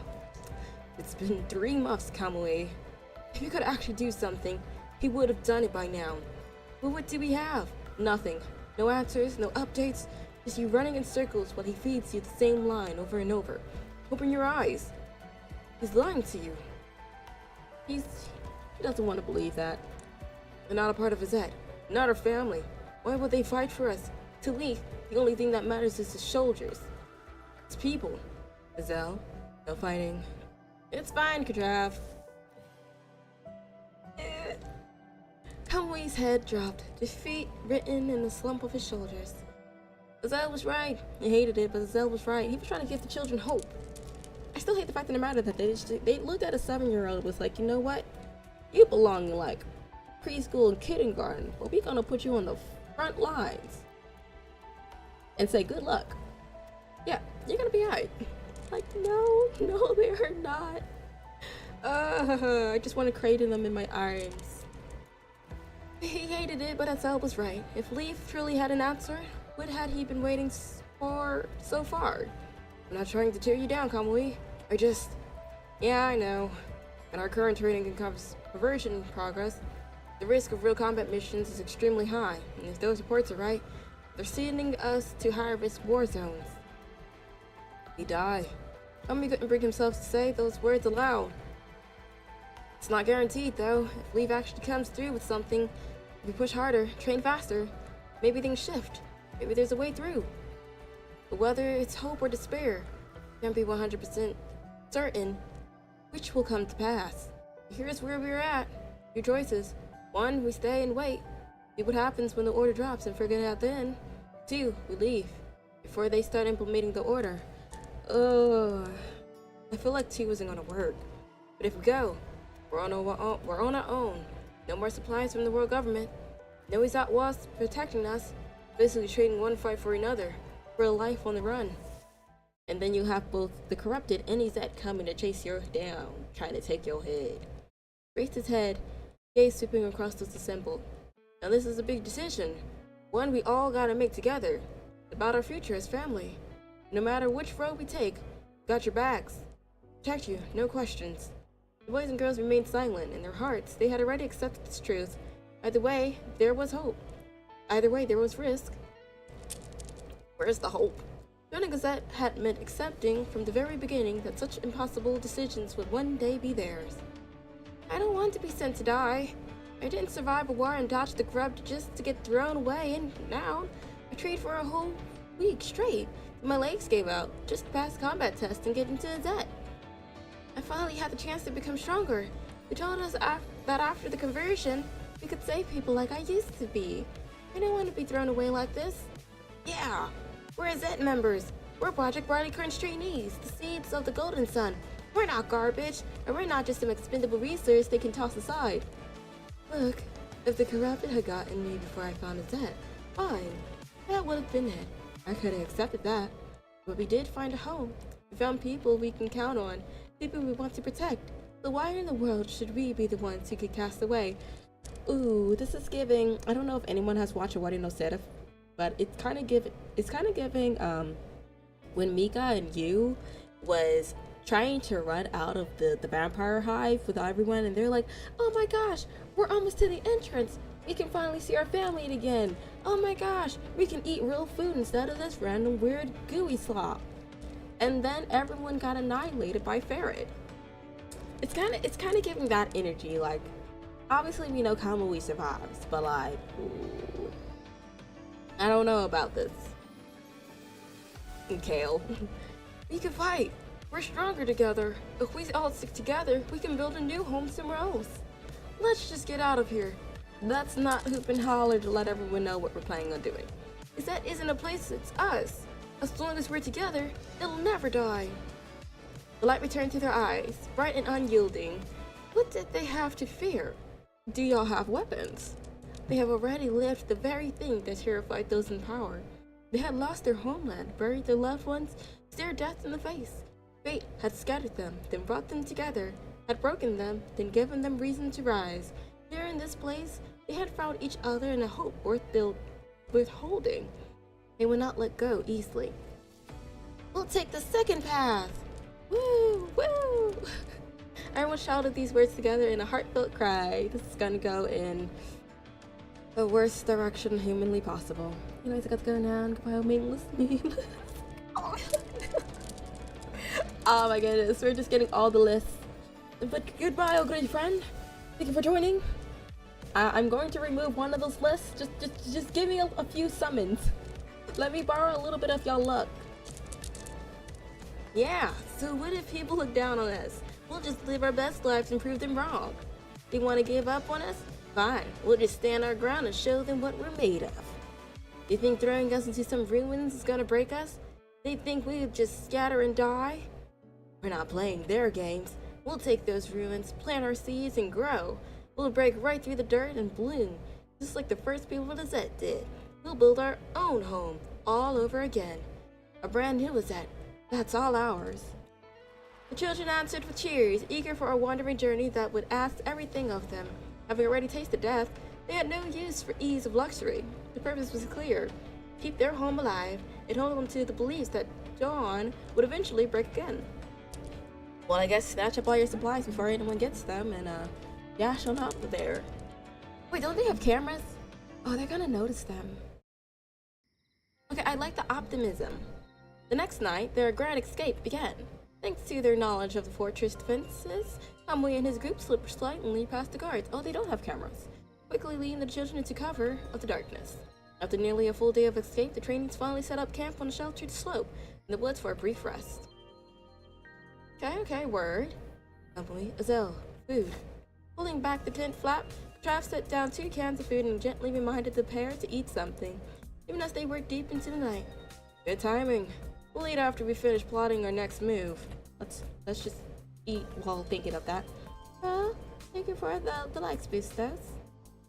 Wow, hey, Trav. Your face is all wet. Come here. Let me wipe it off for you. Aw. Abel found water. Everyone's washing. You should too. Word. Kamui peered outside the tent. There, bathed in moonlight, children were laughing as they played in a nearby spring, water glistening with each splash. Yes! So whenever yesterday's movement were slower than I hoped, but it could be worse. Corrupted encounters, no sign of a Zet tracking us down. The supplies we grabbed midway should hold up for a while if we're careful. Let's keep the same setup, Kamui. You take point with the faster ones. Clear the way. Trav, stay at the back, make sure no one falls behind or gets spit. Yeah, so next step. Find a conservation area that doesn't have close ties with the world government. Just lay low for a bit. You grabbed that map from the archive room, right? Where are we headed? Azel avoided Kamui's gaze, his eyes fixed on the world outside the tent. He made no move to retrieve the map he had been keeping hidden on his person. There were a few options, but none of them were perfect. Still figuring out which one. Thanks, Azel. Perfect. I'm gonna. What do you mean you didn't get the map? Which one will work? Just give me a bit. I'll have it sorted out by the time I'm done with the first watch. I'll give you an answer when you're up. That map. Kamui! Azel, come wash up! Just as Kamui opened his mouth to talk, he was interrupted by the children calling from outside the tent. Didn't he say that the passwords were changed? This is sus. Does no one notice this? Anyway, same watch order as always. Take the first shift, take you two take the second half. Remember to keep your beds close. Alright, it's been a long day. Everyone did pretty good. I'm worried they're walking in circles. But maybe that's just me being paranoid. Promise secured, Kamui set aside his worries and joined the children at the water, washing his face with the same playful abandon as them, then gestured for Azel to come over. Azel smiled wryly. He knew that if he didn't comply, Kamui would definitely shout for Katrav's help. But the two would team up to scrub him clean. You just strip him butt bare naked and just be like, soap, water, be free. He definitely didn't want those two idiots manhandling him. So Azel walked over to his own accord and scooped up the water to wash the dirt from his face. Before washing, he glanced at the surface. It's fairly clean. Clear, enough that he could see his somewhat weary face staring at him. As I wash up, I'll feel better. This thought, he scrubbed away the grime from the journey. Once he finished, he noticed the stagnant pool had grown murky with the washed-off dirt, no longer as clear as before. His face was cleaner now, yet he could no longer make out his own reflection in the water. It bothered him more than it should. Some things were simply like that. Once the stain set, you could never scrub yourself entirely clean. In the end, you either lost sight of everyone else, or you lost sight of who you were. Frustration coiled in his chest as Azel grabbed a stone, hurled it at the water, and listened to the satisfying splash that's the sound released something in him. By the time he turned back toward the group, Tom's smile had returned. Planning to finish this story? Yeah, I'm planning on, well, the intention is to finish the entire event, but we do got a long ways to go. But we only got 2 weeks. We have some other stuff too. So we do this here, and then we also are doing some fightings. There's some other events that I do want to do. So that's the idea. A few extra events, and then we need some black cards and what is it? Some summoning stuff. I want to try to get Kamui tonight, but if we're unlucky, we still have one more week before his character expires, I guess. So after this, I'll probably do a few more chapters, but fight a few folks, some rewards, and hopefully manage to do some summons. That's the idea. Will it go successfully? Hopefully. Fingers crossed. Fingers are crossed. Frustration called in his chest as Al grabbed a stone, hurled it in the water, and listened to the satisfying splash. The sound released something in him. By the time he turned back toward the group, his calm smile had returned. Now, there's one thing I do have to have say as a pet peeve, is that they didn't add as much fighting compared to the other events. Maybe because it's way longer and it's actually kind of like a backstory for Kamui. But, you know, they could have added a little more fighting into it. Darkness settled over them, and soon the others were asleep. The first half of the night belonged to Azel, and he sat alone in the quiet. His earlier reconnaissance had turned up no threats. For the moment, they could rest easy. When he returned to the tent, he shared. Okay, this is kind of bougie though. He shared with Kamui and Kachab. He found, as expected, that Kachab had once again pushed their 3 beds together, leaving almost no space between them. Zell retrieved his terminal from beneath his pillow, then dug out maps and battle reports from his pack. He had never shown these to anyone. Okay, so he did bring them. He sat on the bed, clutching these items, hesitating for a while before finally stilling his resolve and looking up. Zell. His back was to them. He was about to rise when Kamui's voice stopped him cold. A familiar hand settled on his arm. Panic cleared in his chest. Kamui awake. Had he been awake all along? He already know everything. The hesitation lasted only seconds, then Azel turned. Kamui knew the truth. If accusations waited in his eyes, so be it. He would face them head on. Kamui, you. He turned around, only to find Kamui's face inches from his. Oh, okay, quite the jump scare. Slack with sleep and utterly peaceful. Oh. Why is this the case? He's trying to protect him in his sleep. Sleeping beside Kamui, Kachab had been just as restless. Legs had draped over Kamui's stomach, and an occasional kick downward had drawn pain groans from the other boy. Snowing, cold. Ew, my gosh, it's giving what is his name? White-haired dude.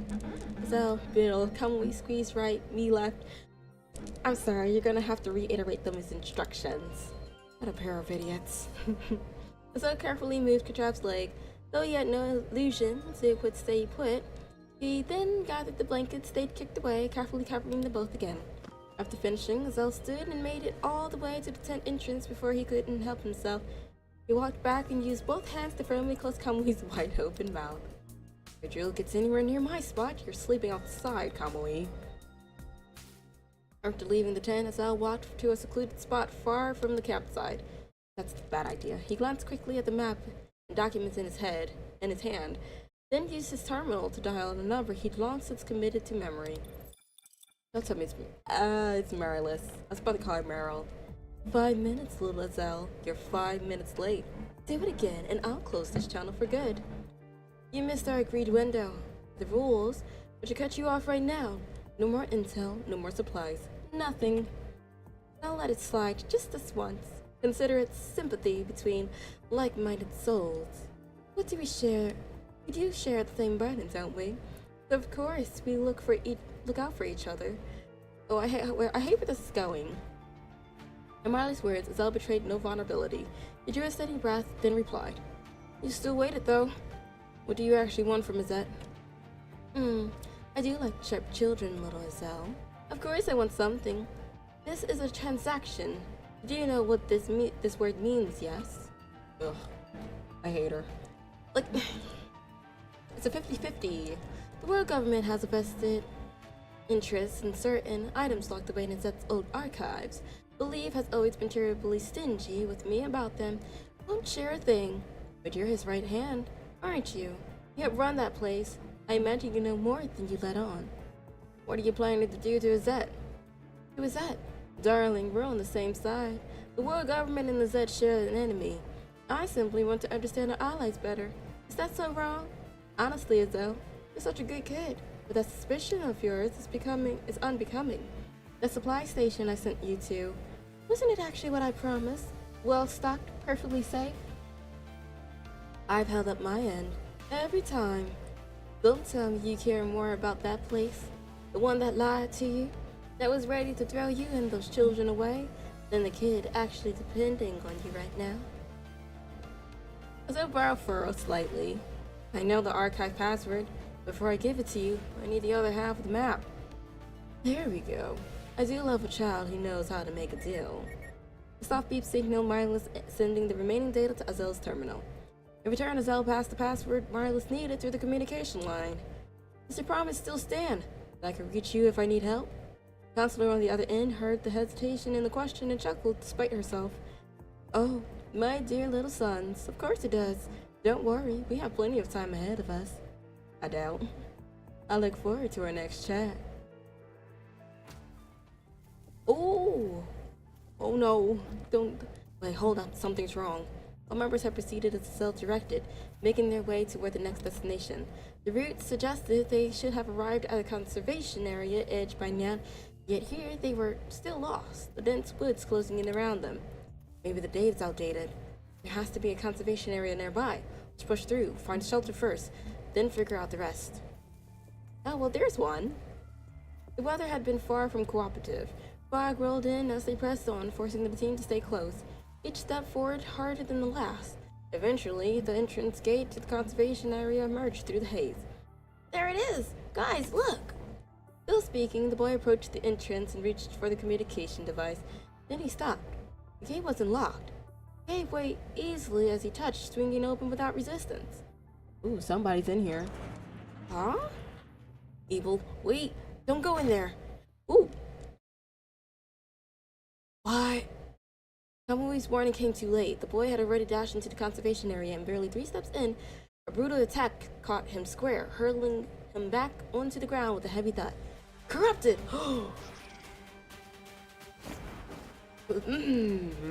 She screwed us over. 2 points of red light flickered through. Wait, did it hit the child though? I'm sorry. A red light flickered through the fog. Kamui lunged forward without hesitation, seized the boy, and wrenched him back to safety. Kamui, on your left! Woo! Azelle shouted a warning. Kachaf swung his blade and charged. He's gritted, barely managing to block another corrupted sneak attack as it came. How? Some of them slip inside? They left it unlocked so he could just waltz in. Kamui blocked the corrupted charge with everything he had.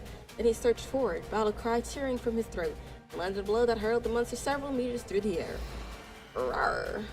This many, and there are more inside. Can't be anyone alive in here. This place is gone. Gotta move now. Yeah, please do dash. They withdrew quickly, following the path they had taken in. The fog, however, showed no sign of clearing. Disoriented, they found themselves once again being a fractured wall at the conservation area's boundary.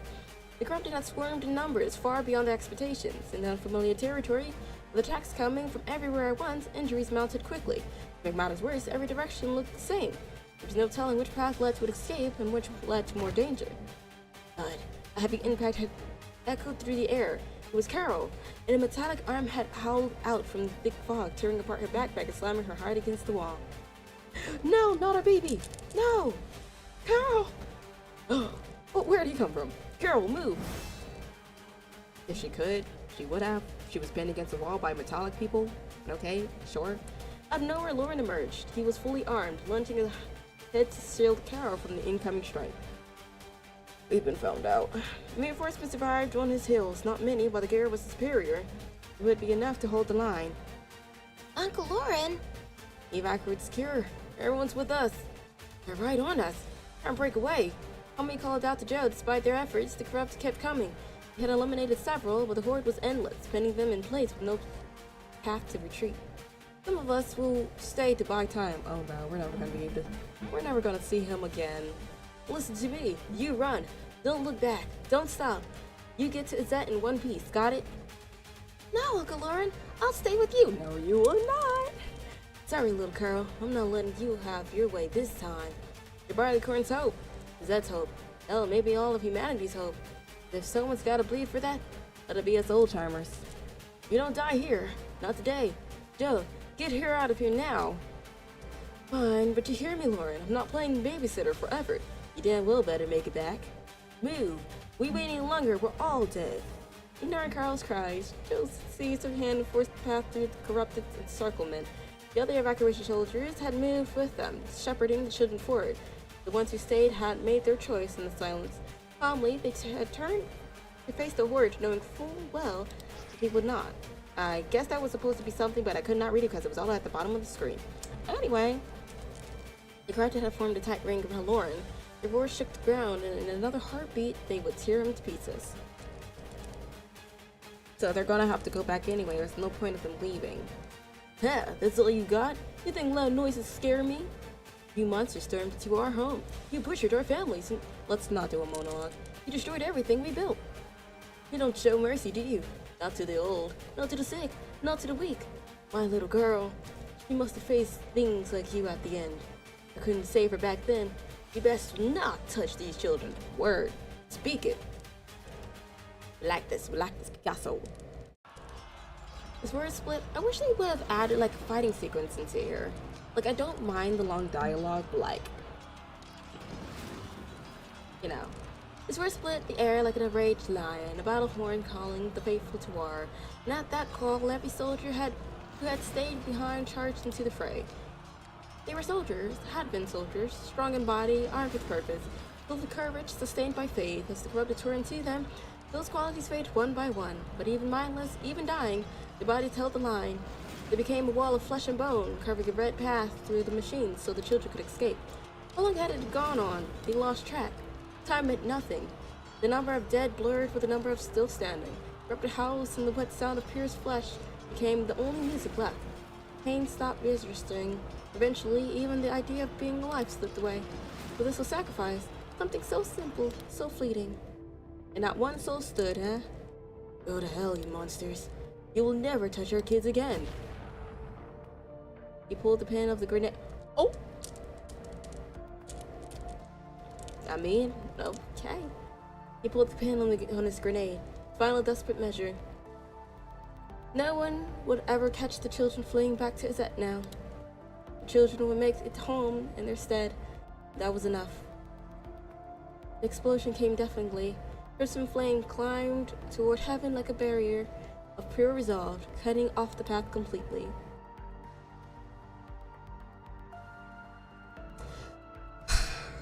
Of course, we can't have anything good around here.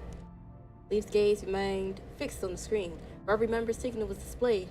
That one last confirmation ping, only to receive silence again. It was quiet for a long moment. It's you! All of you! You arrogant little brats!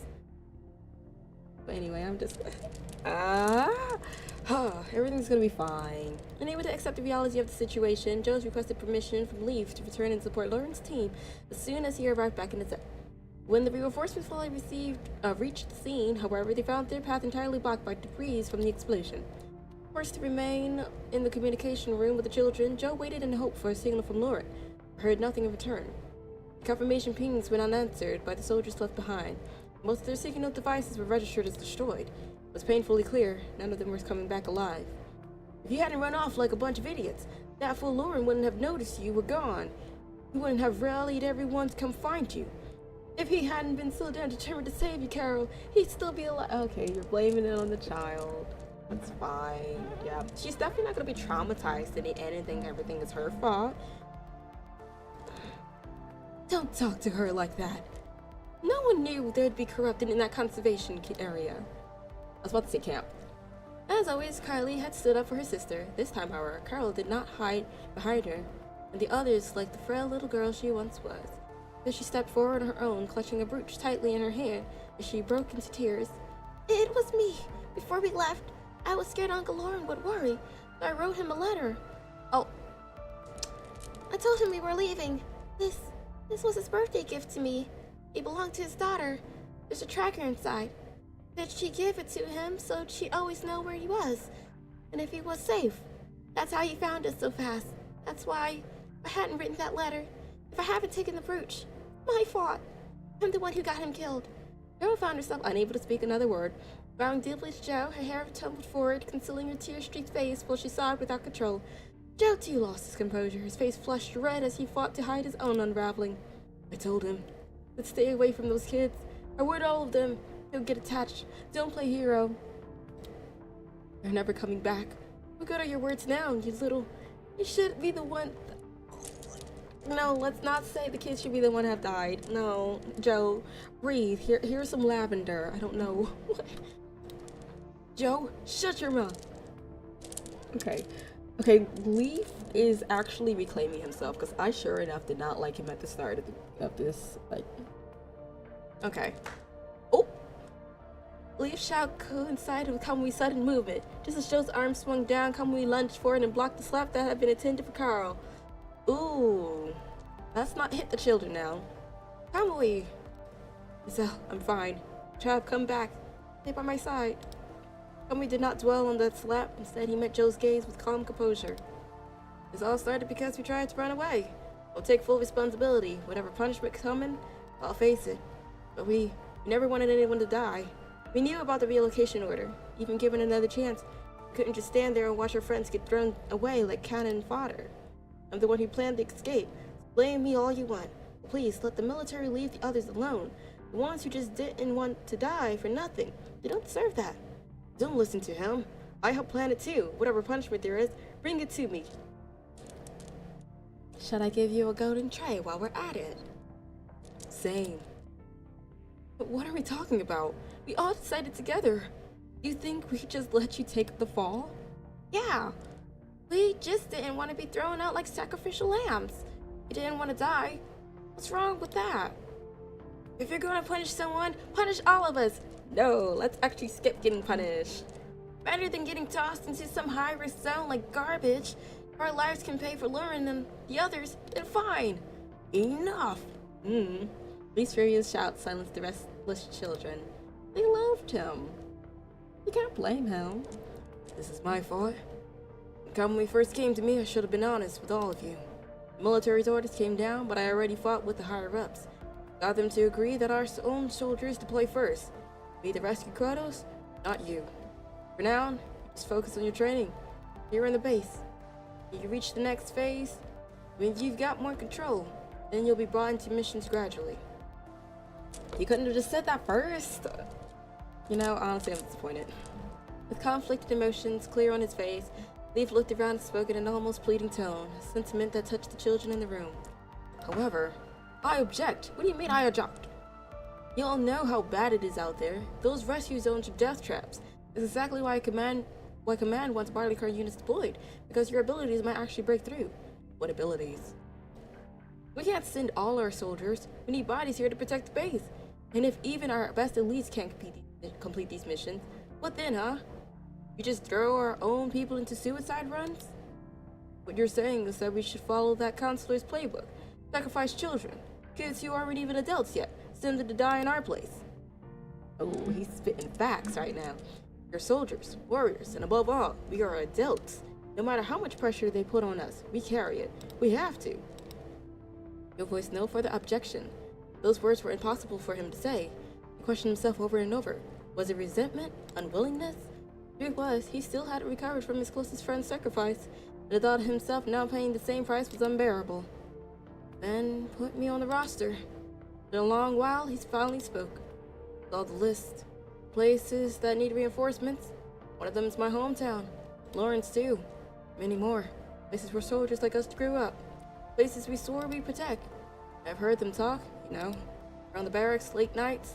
They talk about their families. Some are already dead. Some are still trapped out there, waiting for someone to come. Sorry. Why we pushed you before. Why we wanted the relocation plan sped up. Well, let's go. If someone's gotta die for this, at least let it be us. Let us fight for our homes one last time. Hear me out. It's military units, right? They got, like, nukes and stuff. Why don't... Like, they know there's an area, clearly, and this is just maybe me. There is an area, like that one conservation camp, that had a bunch of corrupted in it, right? why don't they just level the entire area? Just nuke the place. And then send in the troops afterwards. Clear out the remainder. They're mechanical, not immortal. I don't know. My brain cells be brain selling sometimes. I think I cooked with this. Scummy watched Joe's trembling form. He noticed the tears the man struggled to contain in his red eyes. A burning sensation rose in his own chest in response. Here barley comes hope. Is that's hope? Hell, maybe all of humanity's hope. If someone's gotta bleed for that, let it be us old-timers. Uncle Lawrence's final words, the explosion of fire, and on Joe's face as he risked everything on one last chance. These visions seared themselves into his memory from the very beginning to the end. Not a single person from his dead had abandoned their family. Or ironically, it had been their care and compassion for one another that drove wedges between them, causing them to lose sight of the real enemy lurking in the shadows. That military order, which had set the entire tragedy into motion. Kamui drew a deep breath, the air scraping against his throat with the metallic sweetness of blood. I'm going with you. Okay, to everyone's surprise, Kamui was the first to raise his hand. I can't just stand here while others risk their lives for me. My choice. I volunteer as Barley Course. I volunteer as tribute! I volunteer as tribute! Okay. Anyway, I volunteer as Barley Course representative to join the missions. The military's analysis isn't completely wrong. Combat experience helps catalyze corona gene conversion. It may help enhance combat ability. I mean, he is kind of like doing triple, so. Commander Leaf, we know you've been protecting us. We're grateful, really, but we're warriors too, because that runs in our blood. Heroes' blood. We want to protect you and everyone's homeland. Please, let me fight with you. Count me into. Zell just drag himself along. I mean, I'm still at chapter 21, so I still don't know what actually is happening yet. To be honest, this is like far ahead, like the recent storyline. Oh, this is just think of Kamui's backstory, right? It's just like a long flashback of how it started, when it started, how he got there, and then the new frame that he has now, if that kind of makes any sense.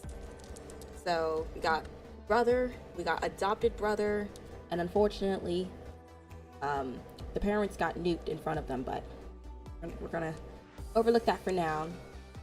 But pretty much they're all in like a little adoption camp that is kind of making soldiers, and this is right before Kamui becomes a frame, a construct. Yeah. We're all going. I'm going. Oh my goodness, the children are still running. I'm going too. Uncle Lawrence's family is still out there. I'm gonna save them myself. Us too.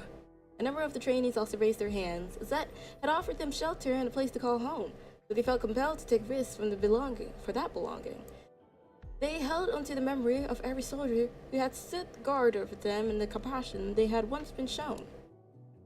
Those soldiers had protected Zet with their own flesh and blood. Now the children believed it was their time to honor that sacrifice. They would do everything possible to safeguard their home, the home that belonged to them all. To all of them. Watching the fervent young volunteers leave, felt a wave of hesitation, but ultimately decided against stopping them. He shared the desire to avoid further soldier sacrifices. However, if a chance for victory existed, he knew he needed every hand available. And there was another truth, one he had once imparted to Kamui. He could not protect them forever. The devotion and passion were genuine. They had earned the right, after climbing every necessary step, to stand radiant as the sun. I'll keep the petition in the archive room. Anyone who wants to volunteer for the relocation operation, come sign it.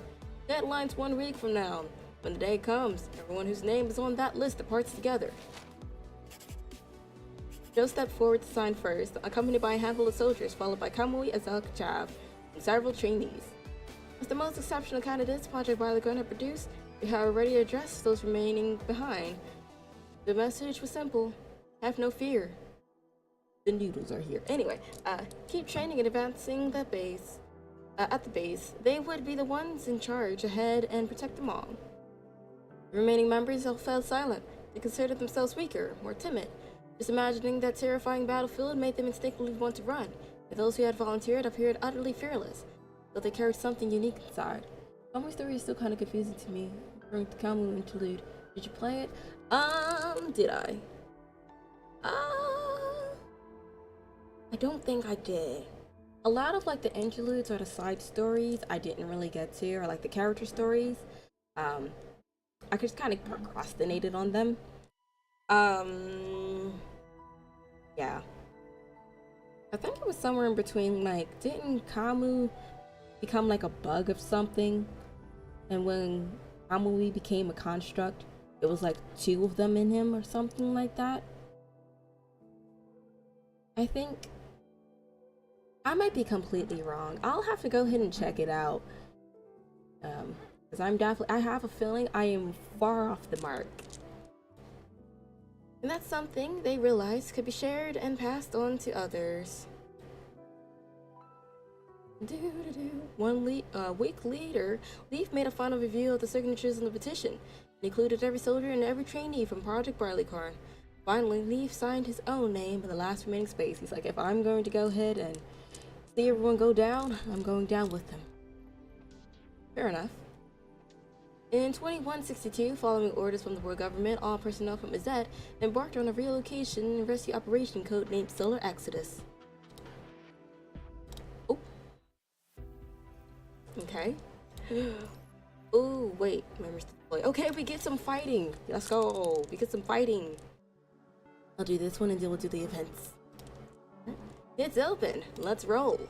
Using the current password you found in the archive room, Kamui successfully opens the passage leading to the comms room. The two of you press on, your hopes of rescue growing stronger with each step forward. I think you didn't play it. If you played, you will probably remember something about his story. I think I'm just remembering part of his story, but not like the interlude part of it. Just like I'm definitely far off the mark. Yeah. I will definitely one of these days get to like all the character stories. When, I'm not too sure, but I'm sprinting. After Operation Solar Exodus kicked off, you guys were on relocation and rescue missions the whole time. Yeah, for a long while actually.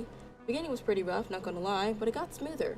It didn't last forever though. Once Project Barleycorn hit the next phase, we all headed back for the final conversion. My first time seeing Izet moving. Throughout the Golden Age, despite many of its people having fled war-ravaged areas, Izet itself remained rooted in the isolated locations. Far back as Kamui's memory went, it had never shifted from that place. It was so cool to see Kamui. You've been through a lot. You reach for Kamui's head. For a moment, your hand lingers hesitantly, then softly touches the end of the device. It had already changed, no longer what it once was. What do you think of Alpha's story and character so far? Oh, I haven't done Alpha's story. Not yet. But she's a cool character. Wait, did I do her story? No. It was only the story for at the start where you got Alpha and then you got obviously Girly, whatever her name is, I forgot her name. And then one was a failed project, so then they had kind of used some of the memory to kind of put her in a different construct and remake her so she's a successful one. That's like the farthest I got when it comes to Alpha's story. I really need to go ahead and I really need to go on ahead and actually do the actual character story. This is a shame. I have no clue of anything. They'll be disappointed. I'm sorry. Thanks, Commandant. I'm not as sad about it anymore. A warm smile crosses his face as his eyes look beyond the amber light, seemingly envisioning a scene from long ago. I feel like beside him not being sad about it, he's still traumatized. Like, children clasping hands, fought to stay alive. Their small, fragile forms pressed close together, emerged as slow source of light that in that era of darkness. Oh goodness me. I could not read that for a second. Yeah, because soon Alpha will be getting a new frame and a new story. Oh, so the last story that she'll be having is just gonna be null and void. That's... Alrighty then. Sure. Those years, they were hard. But they're also what made us family. All of us did. Even when it hurt. Even when it felt like too much. We still choose it. Broke down the walls, stood together, got strong enough to actually protect people we love. I've never regretted any of it. And that was in English. I never regretted any of it. I walked that whole road and it brought me here. To everyone. To you. It was a promise you and Kamui made during frame adoption in Babylonia. In the beginning, as his frames adjusted to the corona gene, the turmoil inside his mind proved overwhelming. Each time he regained consciousness, Kamui remained unsettled for hours. I keep forgetting that if I speak too fast, then my words don't make sense sometimes. It just does not read very well when I'm speaking into the mic. So it's like, ooh, that was not going to be understood. And your English is hard, yeah. It'd be just kicking me in the tail, like, ooh, maybe don't do that. Explain to you that if he ever appeared to center off, it likely meant he was wandering alone through some forgotten corner of his memories. When that happens, just pat his head. With your familiar touch, he can always quickly find his way back to himself. That's precious. I thought we were about to fight something, though.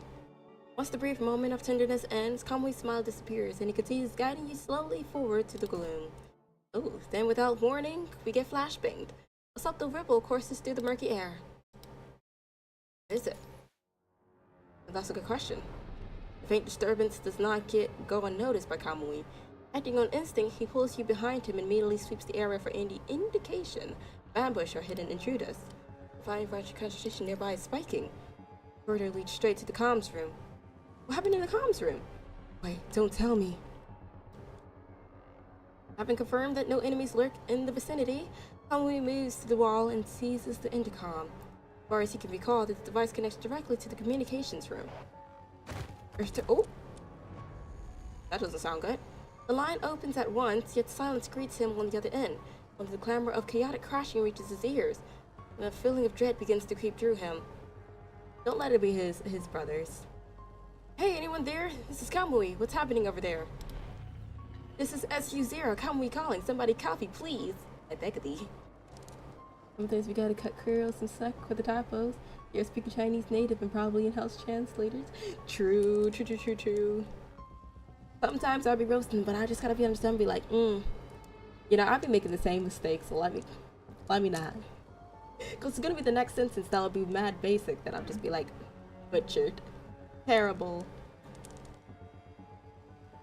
His shout cuts through the intercom, reverberating along the corridor, and overwhelming the commotion from the other side. Just then, footsteps approach the receiver, and a woman's raspy voice emerges, fragmented and strained. Carl? Kamui? Though faint and fragile, the voice is sufficient to freeze Kamui where he stands. He knows it at once. It belongs to Carol. Help us. Please, hurry, help us. No! They'll tell you we are right there to save her. And we're just like a smidge too late. A blood-curdling scream, sharp as an arrow, suddenly bursts from behind the door. In an instant, it bridges the decades of time and drives itself mercilessly into Kamui's heart. The comms room is under attack. Laifu, we gotta move. Say less. Together you sprint toward the communications room. Concentration of punishing weapons rises steadily as you approach. Just as suspected, fragments of intel from Babylonia flash through Kamui's mind. Why skip him and target the comms room? Were the agents stalking them all along? Damn it. Kamui pounds his fist into the door. Despite entering the passcode as fast as possible, the door stays firmly shut. Probably jammed it. Locked from inside. Open up! He throws his body against the door, yet it merely trembles in response. Mere inches beyond, the storm of anguished cries perhaps surges through. Carl! You damn monster! I'll take you down with me! Carly, down! They were all alive. My hand! No! It's gone. Stay away, please! Don't I wanna? Waves of agonized screams wash over him, when raking his heart like cruel claws. Dean stares a painful familiarity. Murmurs the comrades lost, being helpless and trapped. Will not let. Wait, he has a sword. I'm sorry. He will not let this end the same way. But a slice to the door. Yes. Kamui brings his weapon down on the door, abandoning all caution. A single moment hesitation, he knows, and he will create another unreasonable regret. Ooh. Ooh. Does it do it, though? Smoke billows as Kamui shadows the door that stood between life and death. A nightmarish scene unfolds before him, bodies scattered in grotesque disarray. Where he can make sense of them, a torrent of crimson crashes finally into his sight. Kamui. Of course. Somewhere in the back of my mind, I was like, let me have to figure out it's girly. But I was like, you know what? It's been a hot second. There's no way she's still alive. She'd be a grandma. Like worthless garbage, torn up. It's not even. Wait, she's a. Okay. I should probably finish one of those sentences. So, she's a construct, as you figured, but she is a one of the corrupted. What are they called? The big guys. I don't remember what they called, but yeah. Like worthy garbage, a torn and bleeding body is kicked out of the way. From the shadows, the mastermind behind the slaughter emerges, radiating an air of casual, unbothered confidence. Marvelous, you monster! Kamui lets out a scream directed at the one who orchestrated this devastation. Even after all this time, her features are unchanged, exactly as he recalls. It is evident that the world government counselor who once monitored Izzet so intently has transcended humanity. My, little Kamui, look at you, all grown up. So different from that reckless little fool I remember. Save the child, please. It's been so long. Did you miss me? Oh, silly me. My memory's just terrible. By now, you must be dying to see your family again, The one that you were dying to kill. Words mingling with laughter, she clutches the petite figure that dangles helplessly like a rag doll in her grip. Her slender fingers dig without mercy into the throat of her captive, already breaking the skin and drawing blood. A slight increase in pressure and she would effortlessly choke the life from her prey. Too bad you're a bit too late. Almost everyone's already gone. But I'm thoughtful, you see. I saved the very last one just for you. Go on.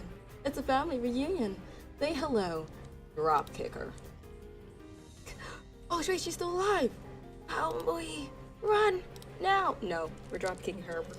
We're sending her to Jesus. According to the lore, most of the constructs is over 30 years old. Lucia/Alpha is, oh, that's her name. 40 years old, but they got the Eternity Youth buff. Of course they got the. I blink. I might be 80, but I look 20. Ebar. I might be just a little jelly. Cheers! She pushes out a fragile whisper, a desperate plea for Kamui to run. Let her go! That's not gonna work. Kamui, consumed by rage, launches himself at Marvelous with lightning swiftness, but she remains completely calm. Her face races the concentration of punishing fires around her to slow his approach, even as her fingers tighten without mercy, extracting an anguished cry from Carol's broken throat. Ah! No. Stop! Don't you dare hurt Carol anymore. That's not for you to decide, sweetie. Or do you really think you can reach me faster than I can squeeze? Riley's former board governor official, now listed as defector. Why come back to Izzet? What do you want? Light Blue, comment. Why are we telling all of our information out here? That's just okay. Commandant of Grey Raven, the hero who keeps pulling off miracles. Since you're so brilliant, why don't you take a guess? Whatever it is, I promise you, you won't get it. We'll see about that. Oh, I'm sorry. I was just giving a sound effect as he just flies across the screen. Poor little Kamui. Always too late to save the ones you love, aren't you? It must hurt so bad. I'll be generous. Beat my game, and I'll give Carl back a chance to finally save a family member. How's that? I don't need your charity.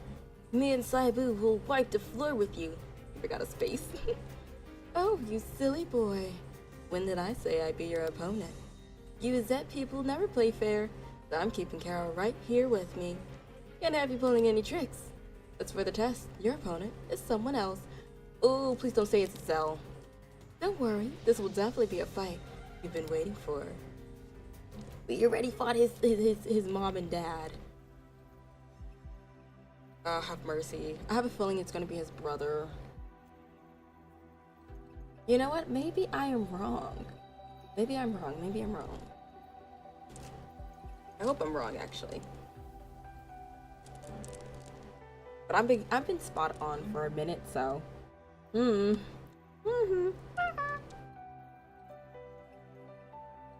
long loading screens.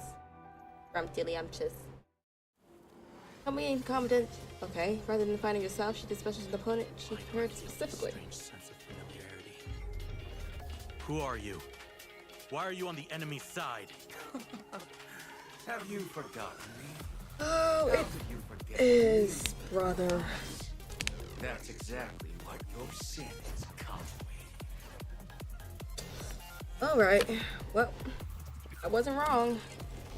Don't you dare run! Ooh, Tell okay. me, what are you and Marlis planning to do to Azette? Guess I go, nope. Where am I going? Where am I going? Wait, what? Wait, what? You gonna close the door again? Don't you dare. Don't you Want dare. the truth? Come get me, man. I'll tell you everything you want to know. Don't you dare. Let me in. Gonna close the door, isn't he? You dare. That's nowhere near good enough, Kamui. This, and you'll Oh. never defeat me. Why can't I just throw hands with him? Oh, Move! okay. Out of my way! That's it. I've endured worse wounds. Victory will be ours. Finally, a little winter squampter. I like I'll this. drive away Death's shadow. Yes. Okay. Finally, I can move forward. I hope he doesn't decide to go ahead and close the door. I've watched some other streamers play this story. They also say the same stuff. Never too long and so little fighting. Yeah. Ready I like to be like, if it's, what is this? Doesn't matter Oh wait, if am I all supposed to hold paths on to are it? blocked. I'll just cut through everything and open I a don't new know if one I'm supposed to be myself. hitting this or I don't know, but yeah, like I prefer like how Wuwa has a good handful of story, but you also get to do a little something. I'll burn up stupid obstacles. Oh. Out of my way! Okay, I guess I have to click E. I don't know what I'm doing.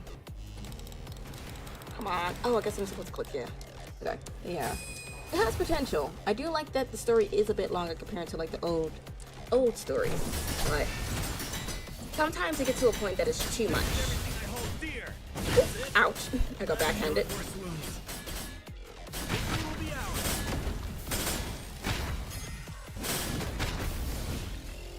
Oh my goodness, again. I don't care what you throw at me. I won't be stopped by anything. Yoink. We got some more people in the back. I think the targets are okay. Damn it! He got away. Commandant, I've got a bad feeling about this. He has to be hiding some crucial information. Still has hostages. We should deal with that first.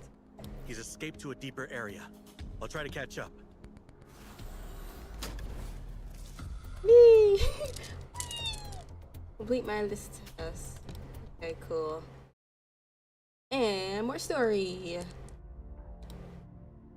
Can we? Why? Oh. The last words remain unfinished as Miles coldly crushes the throat that gave them a voice.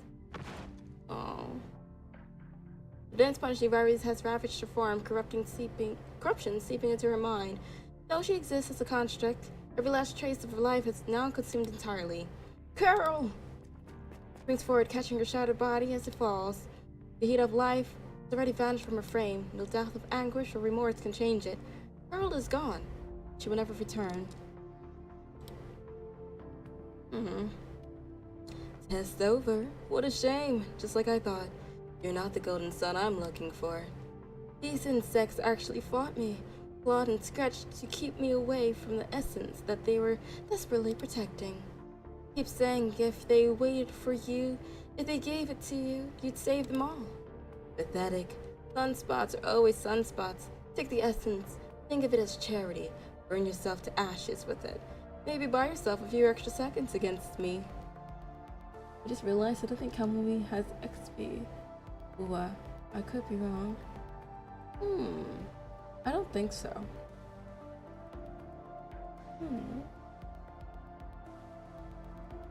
What's XP?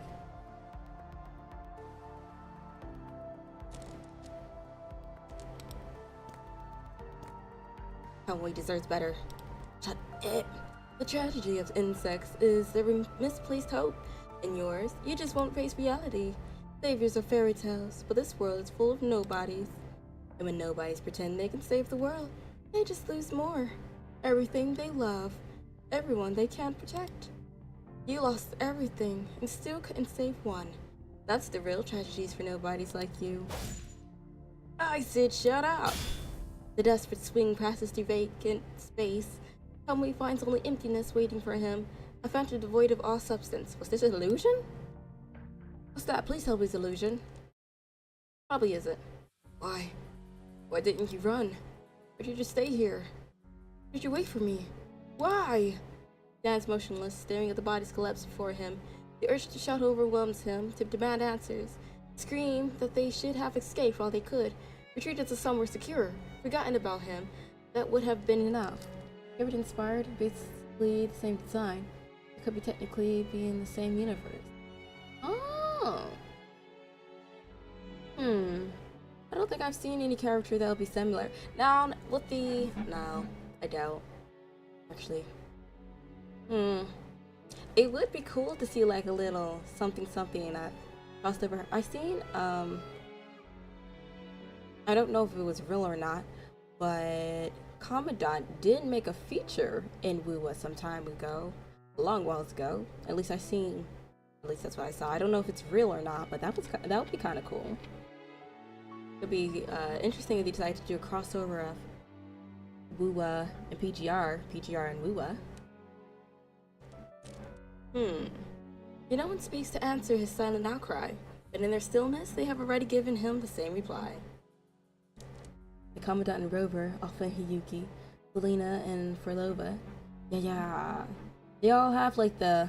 I love the fact that Alpha and Hiyuki, everyone was just calling Hiyuki like a Clarence version of Alpha. I feel like it's injustice. Because both of them have their own perks. I wonder which one would they do for Kamui. That'd be interesting. Or maybe the reason they just... Thank you for the follow. That scared so loud of me. I'm always getting jump scares. Why did it go up again? Thank you for the follows. Yeah. I feel like Kamui possibly, maybe his character design is too cyberpunk in a sense. Maybe it's not giving their traditional that they prefer. Though he's not one of the cameos. A possibility. I'm not sure. Let's see here. To get justice, Kamui's gaze falls upon the spot where their bodies accumulated. Desperate barricade shielding something beneath them. A locked storage cabinet. Truth dawns on him. They died defending whatever is inside, using the way for his return instead of escaping. So they suffered this devastating fate. You step carefully through the congealed blood, making your way to where the cabinet. Open the cabinet. The cold metal container opens slowly, revealing a delicate yet dazzling thread of golden light. All is solar essence. According to the label, its purity level is much higher than what we've seen before. It will be much more effective for repairing your MIND. Oh my gosh, he is just like, I'm done. I'm done with this, Grandpa. I'm tired of this, Grandpa.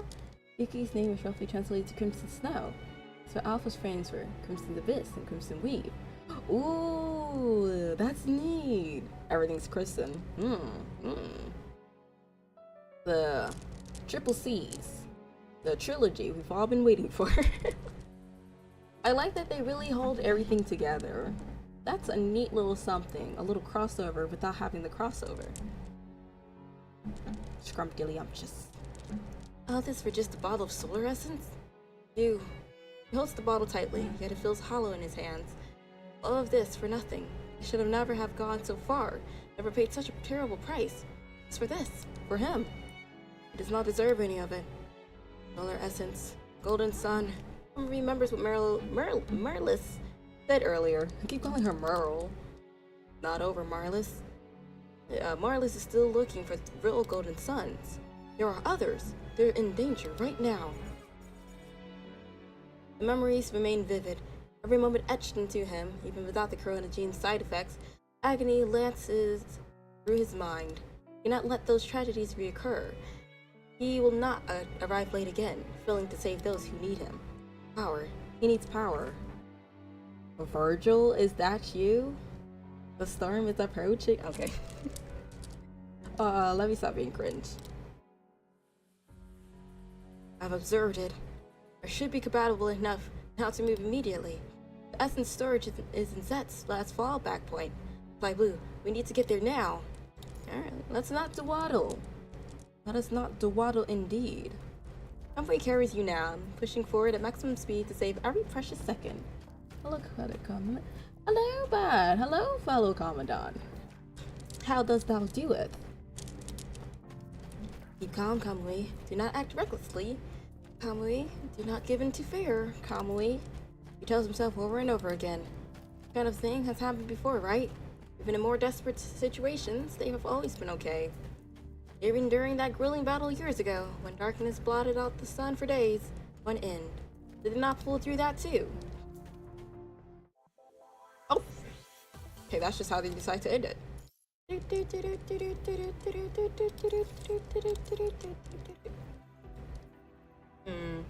We got 25, 14 days left, 7. Okay, so technically, here, trying to do 13 of 25.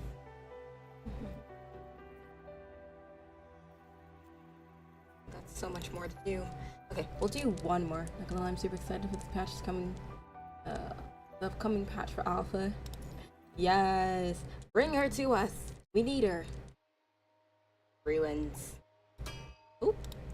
The sound of metal rang out sporadically across the ruins.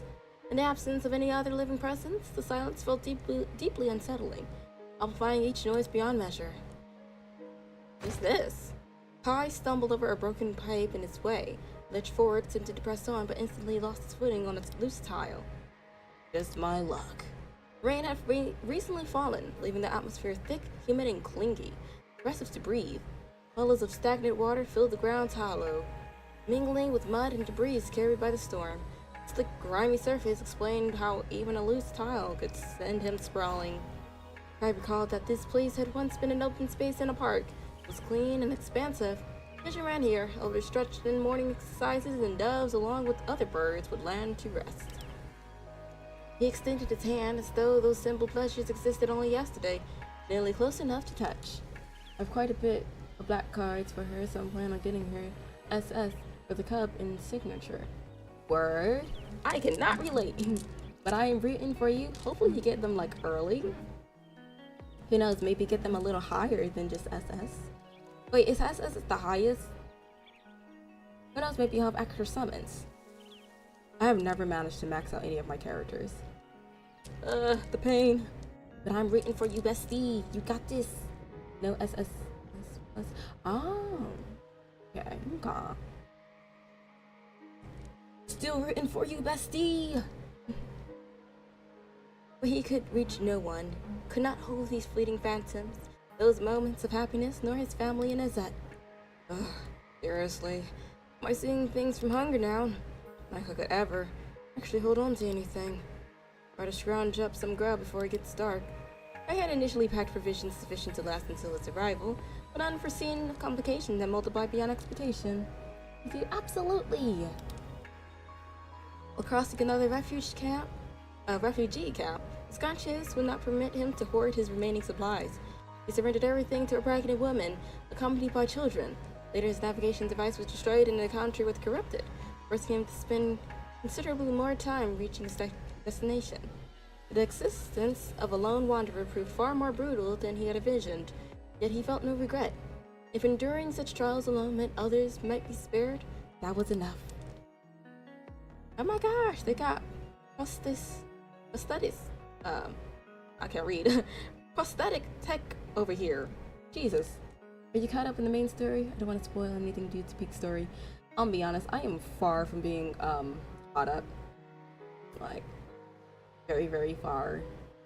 Unfortunately, I only get like a few hours to really play the game, so the story goes slow for me. But honestly, it's really It's really good. I'm honestly only left off if it's the main story, because I try to do the side stories 100%, like hidden stories along with it. 14, I think. I think I'm at story 14 right now. But I haven't done it because I've been trying to get the event done. I've been excited for Alder's Life before he came out, before the event actually took off. So, but like, oh, let me just dibble dabble. And unfortunately, the story is way longer than I expected. I'm hoping to be able to finish it, but I don't know how. Let's see. Hours of searching followed, during which he examined every structure in the vicinity, but found not a single edible thing. Honestly speaking, if we don't get the chance to go ahead and finish everything, I'll probably just go ahead and just like record the last bit of it and then just put it up on YouTube, because the unfinished event that I didn't manage to finish myself, or at least not on stream, because it's quite late over here. Figures any useful stuff would have been picked clean ages ago, not to mention food. All that's left are probably just some useless combustibles. My thing is like, if you're in I know that you can't probably go, but most of the time you're in like a camp or somewhere between there for years at a time. No one decides to plant things. Like I feel like that's weird. You go scavenge for cans of foods and all these other odds and ends, but you never replant the seeds. So once you run out of those cans of food, you're out of food altogether. I don't know, that's just me. Nothing but junk. Oh, and then my head hit the floor. Kai let his eyes fall shut for some reason, because that's not a good idea. The exhaustion had become too great to continue, so he chose to rest for the moment. Whatever came next, he would entrust to fate. Rob, I recommend you take your time since there are many chapters. True. I feel like the story is endless. That's what I love about the game. There's just so much to take in. Kai's consciousness sank into darkness, but something about the darkness felt strangely off. He caught the aroma of green iron oil mingled with pepper. Smell drifted back and forth in the air around him. Something drawing close, sometimes fading into the distance. Is he hallucinating? Oh! He is not hallucinating! The scent was so powerfully familiar that Kai's eyes opened involuntarily. Tommy's face loomed large before him, and between them hung a piece of hardtack. Chewed down to a mere fragment. That was the source of the aroma. Hardtack? Who's your favorite characters so far? Okay, so Kamui and Watanabe are fighting for first place. Yeah, they're fighting for first place. I can't decide. I love both the frames and their personalities. Watanabe is like this pretty basic, if you ask me. No, I can't help it. I can't have it. Watanabe is like it's giving stuck up, like goofy in a sense. And then Kamui is just so goofy. I love it. I just, my precious. Any other characters? Let me see here. I mean, Kamu is pretty funny too. I feel like when it comes to, if it's Kamu has to be with Kamui. If he's just by himself, he's just meh. The girlies are cool too. Liv is your average timid girly. Lucia is your strong-willed girly. Who else is there? Vera, she's okay, but she's giving like stuck-up mean girl, so she's not exactly my favorite. Who else is there? Farrell isn't a bad character either, but it's kind of the Kamu and Kamui. He has to be with Brody. I forgot his name. For me to like be okay, you know? Something like that. Kamui blinked. Kai blinked in return. And he looks at me, and I look at him, and he looks at me, and I look at him. Anyway, ignore my terrible singing. For several long seconds, they stayed motionless, locked in place, until a tiny crumb detached from the cracker landed on Kai's cheek, breaking the spell. Did my guy think that he was just dead? Oh hey, Kai, you're awake! Ah! He's like, Jesus Christ! With a hurried push, Kai moved Kamui aside to create space and sat up. Brushing the crumb from his face, he scrambled backward. Kamui, what are you doing here? Nozel and Katraf too. Why are you all even here? Fighting back the impulse to roll his eyes, Nozel reached out and took the heart attack that Kamui had been gesturing with, an air of resignation about him. Don't waste food, Kamui. You said you were saving that for Kai. Quit messing around. What? I wasn't messing around. I said not to freak him out, so I used my brain and came up with the perfect plan. Just check it, my special pepper powder magic. I beg your pardon. Your recipe made heart attack actually taste good. Kai's the only other person who gets it. Using it to wake him up was a total no-brainer. What do you say, Kai? That was just a taste, right? I got a whole stash all for you. He didn't even get to taste it, he only smelt it, but alright. Pepper, green onions, I brought them. For heaven's sake, both of you, enough. Unlike his usual manner, Kai offered Kamui no playful response. He refused the hard tack Kamui held out, remaining silent and his head bowed. Eat, my dear. Several minutes later, he finally spoke, his face hardening into a nice expression as though each word had been deliberately selected. I don't need it. Yes, you do. Is that a question? Huh? But it's pepper. Did something happen to your taste buds, Kai? This garbage isn't food. You guys should keep your scrap. Let's try that again. You guys should keep your scraps and choke on them for all I care. Why is he salty? Stop following me. Stop looking for me. Got a better place to be now. You're getting in my way. And he falls. While talking, Kai retreated several paces, increasing the gap between them. Kamui stood frozen, bewildered by Kai's strange behavior. What had changed? Why did Kai now recoil from pepper? That's not what you should be worrying about. The pepper is not the problem. Something he once loved more than anything. Confusion swirling within him, Kamui was instinctively closer. Yet every advance made Kai shudder and withdraw further. No, we're not buying that, Kai.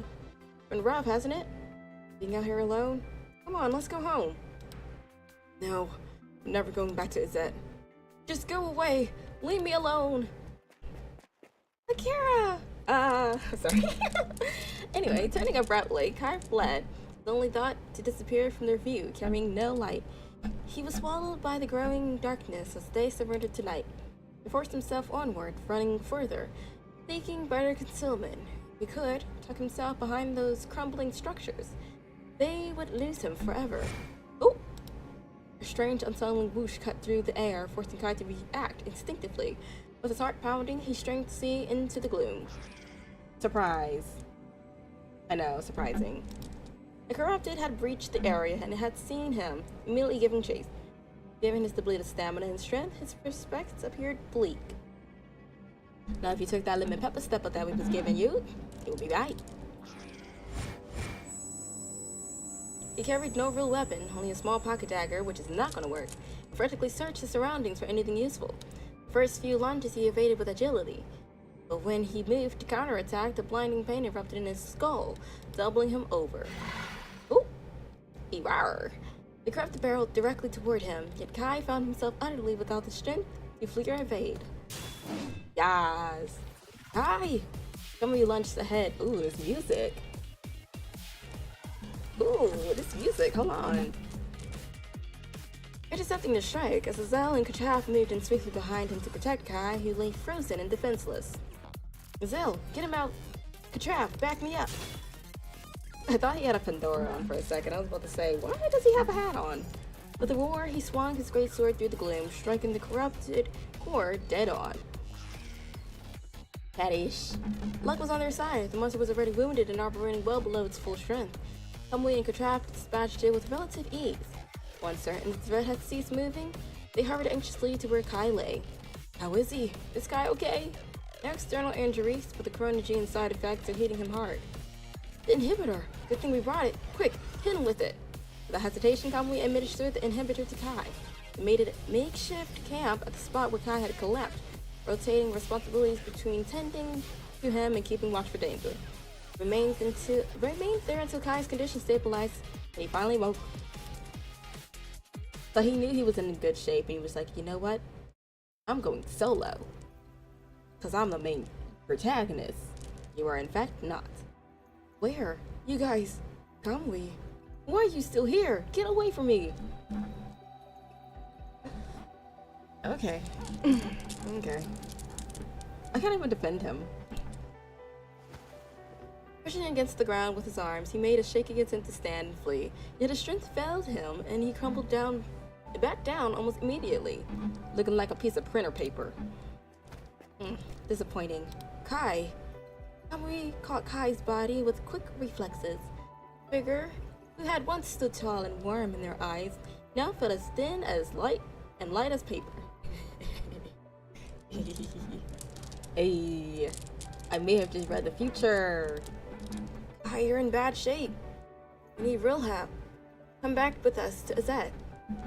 Honestly, him giving all his food, like, I understand the pregnant women and children need the food, but also I would be like, you know, think about yourself for a second. At least save some for you. So that's me. No, I can't. I can't be with you guys. I have to leave Azet. Kai? Azelle had no patience for Kamui's sentimental roundabout approach. He chose to cut straight to the chase, blunt and direct. We know why you're here. To the place where we found you, where you lost everyone you loved before Azet. This place has been nothing but rubble for a long time. We're well aware of that. Deep down, so are you. It was Kamui who figured out that you'd come here, to end things here. You think you don't deserve to come back, so you ran back to the ruins of your old home instead. That it?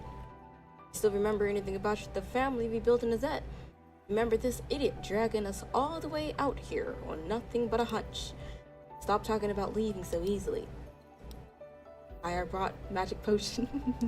I got a little abracadabra, a little sparkly pearl. Please drink. It's glittery. Magic potion. Zell shared a look of confusion with the other two. And none of them had expected such a whimsical word to emerge from Kachav. Clumsily, Kachav produced a packet of hardtack from his pocket and attempted to press it into Kai's hands. Kai, eat. Eat this, and you won't cry. The one with the little pepper and the green onions and things.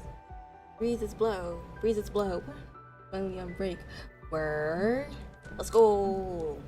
Never say no to a break. Give us longer time. That raspy, recognizable melody sent Kai's thoughts drifting. It was the songs he remembered from long, long ago. Aww.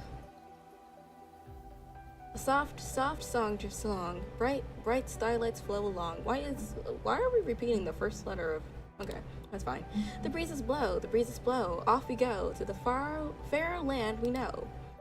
Kai, why sing? Shh, the kids are asleep now. Kids crying before? That's because I have a magic potion. Oh? With the flourish of a magician revealing a trick, Kai produced several packs of hardtack from behind him. Oh, you've been giving them your rations. Hardtack, magic potion. Yeah, they've been enchanted with a special spell, infused with a little bit of family's love. That's what makes them magical. See, these kids, they don't go hungry anymore. They're not afraid of the cold. And so, they don't cry anymore. Amazing, isn't it? You'll understand better when you're a little older. Back then, he always treated everyone with such gentleness. Oh, that's sweet. Magic, I know now, so... Aw, he took it from Kai. He was just like, oh, you're sad? Here, magic potion. Food. Have a Kit Kat. So don't cry anymore, Kai. You don't need to be afraid. You don't need to be sad. None of them stepped forward to wipe away Kai's tears, but through their words and actions, they let him know he didn't need to be afraid. The unexpected clumsy warmth overwhelmed Kai, causing him to stifle a small sob. Yet after a moment's reflection, he shook his head with visible pain and averted his gaze. Please don't look at me, bawling my eyes out. I can't go back with you. Ah? Is the potion, like, not working? Don't worry. Zell, and I have loads more stash. It's not the point. I know what's going on with Project Barleycorn. I know if we hit a dead end and no one can break through anymore. It's been going on for so long. Even the others are at the breaking point. Higher-ups have already sent down a sunspot nameless based on the latest data. My name's... Oh, he doesn't want to go out. Even if I'm not a full-on risk yet, only a matter of time. Got no shot at a successful conversion anymore. Might even lose myself. Just burning through resources, holding you all back. But if I just go, leave the supplies and the hope for the best of you. You're not a burden, Kai. It can never be a burden. That's how it works. Look at you. You barely took anything. You think you could survive out there on your own? If you're still thinking about us, even now, even at the end of your rope, why won't you let us do the same for you? Hope belongs to all of us, Zed. Everything we do is to give hope to every single one of your family, including you. So trust us, yeah? Trust yourself, too. Come on, let's go home. Kai's composure finally broke, and he fell into Kamui's arms. Weeping without restraint. So cute. Together they had weathered countless nights of darkness. This was just one more along their path. But it didn't matter. In the absence of light before the sun could rise, they could still discern one another's forms as they pressed close for warmth. To be honest, Vera's personality is kind of complicated. I saw some spoilers and I have different views on her. I know someone had mentioned to look at, what was it? Her side story? But her side story? Yeah. But I haven't got, was it her side story? Yeah, her backstory is somewhere between her, but pretty much I haven't gotten there yet. From what I just see from her, it's just kind of like, eh. But they said once I read her backstory or her little side story, then everything will fall into place and my views on her will change. So, until then, hiya! With a roar, Kamui unleashed another full power strike, sweat pouring down his face despite his exhaustion. He would not allow himself to ease up, not even for one repetition. Azel, having just completed the same punishing regimen, was in no better shape. Worried about Kamui's condition, he quickly logged the most recent data and immediately powered down the equipment. That's enough. We're done for today. Kamui, Katrav, pause the training. Get over here and look at the readings.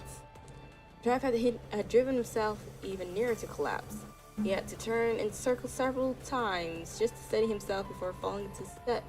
Kamui as they headed toward Azel. I just imagine him just that'd be funny. Physical output is up. Stability's worse. Overall, the Corona gene's conversion rate and mind stability both improved, but neither broke. 0.67%. And young. Might as well be nothing. It's not the training, it's the conversion stage. Hit a wall. Ever since we hit this wall, feels like we're dumping everything into a black hole. No matter how hard we push, we don't even get a ripple. Is there really no other way? Without the breakthrough achievement, Zed would not be able to secure more resources from the world government. The relocation operation had never stopped, and they continued to rescue and shelter more people. If this went on, the pressure from either side would eventually suffocate Zed. Keep training. Don't stop until we drop. Death drop. This was the only solution Katrav could think of. Leaf would not let them handle military and government affairs, obviously. And they had no authority to share that burden. The only option was to do everything possible to advance Project Barleycorn as quickly as they could. For Nanami, I used to be annoyed with her until chapter 18. I feel like she's given like a mixture of like Airhead and Bubblehead. She isn't bad, but I won't say she's my favorite. She's definitely just kind of like there. She's just there. But I will hold that to you. Chapter 18, okay. I heard that after things get past chapter, I think it's 17 or 20, going between those lines, the story really starts picking up, so fingers crossed. Just one more person achieving the breakthrough. They could secure more hope for Izette. But don't overdo it. Too late for that. Azel panted for breath, his movements gradually faltering as waves of muscle pain overtook him against his will. Break down, we're just stalling ourselves. We've all hit our limits today. Let's head back. Nah, I'm good. I got like a second wind or something. You guys go ahead. Stay and watch. I'll show you this new move. Oh! This new move. Thought I hit the floor. Kamui never completed his sentence. He crumbled suddenly, hands gripping his chest. I'll show you this new move, a heart attack. Let's not maybe do that. The warning signs had arrived, his body had surpassed its threshold, and the agony ripped through his consciousness. Even someone of Kamui's resilience could no longer fight or hold himself upright. Awareness faded into a haze between sleep and waking. Kamui! My darling good angel, be alive! He rushed forward to check Kamui's condition, and upon realizing something was wrong, immediately lifted him up and dashed toward the medical ward. Save our mans! Save our mans! So how we feeling? A brief examination and basic treatment revealed no major physical issues with Kamui.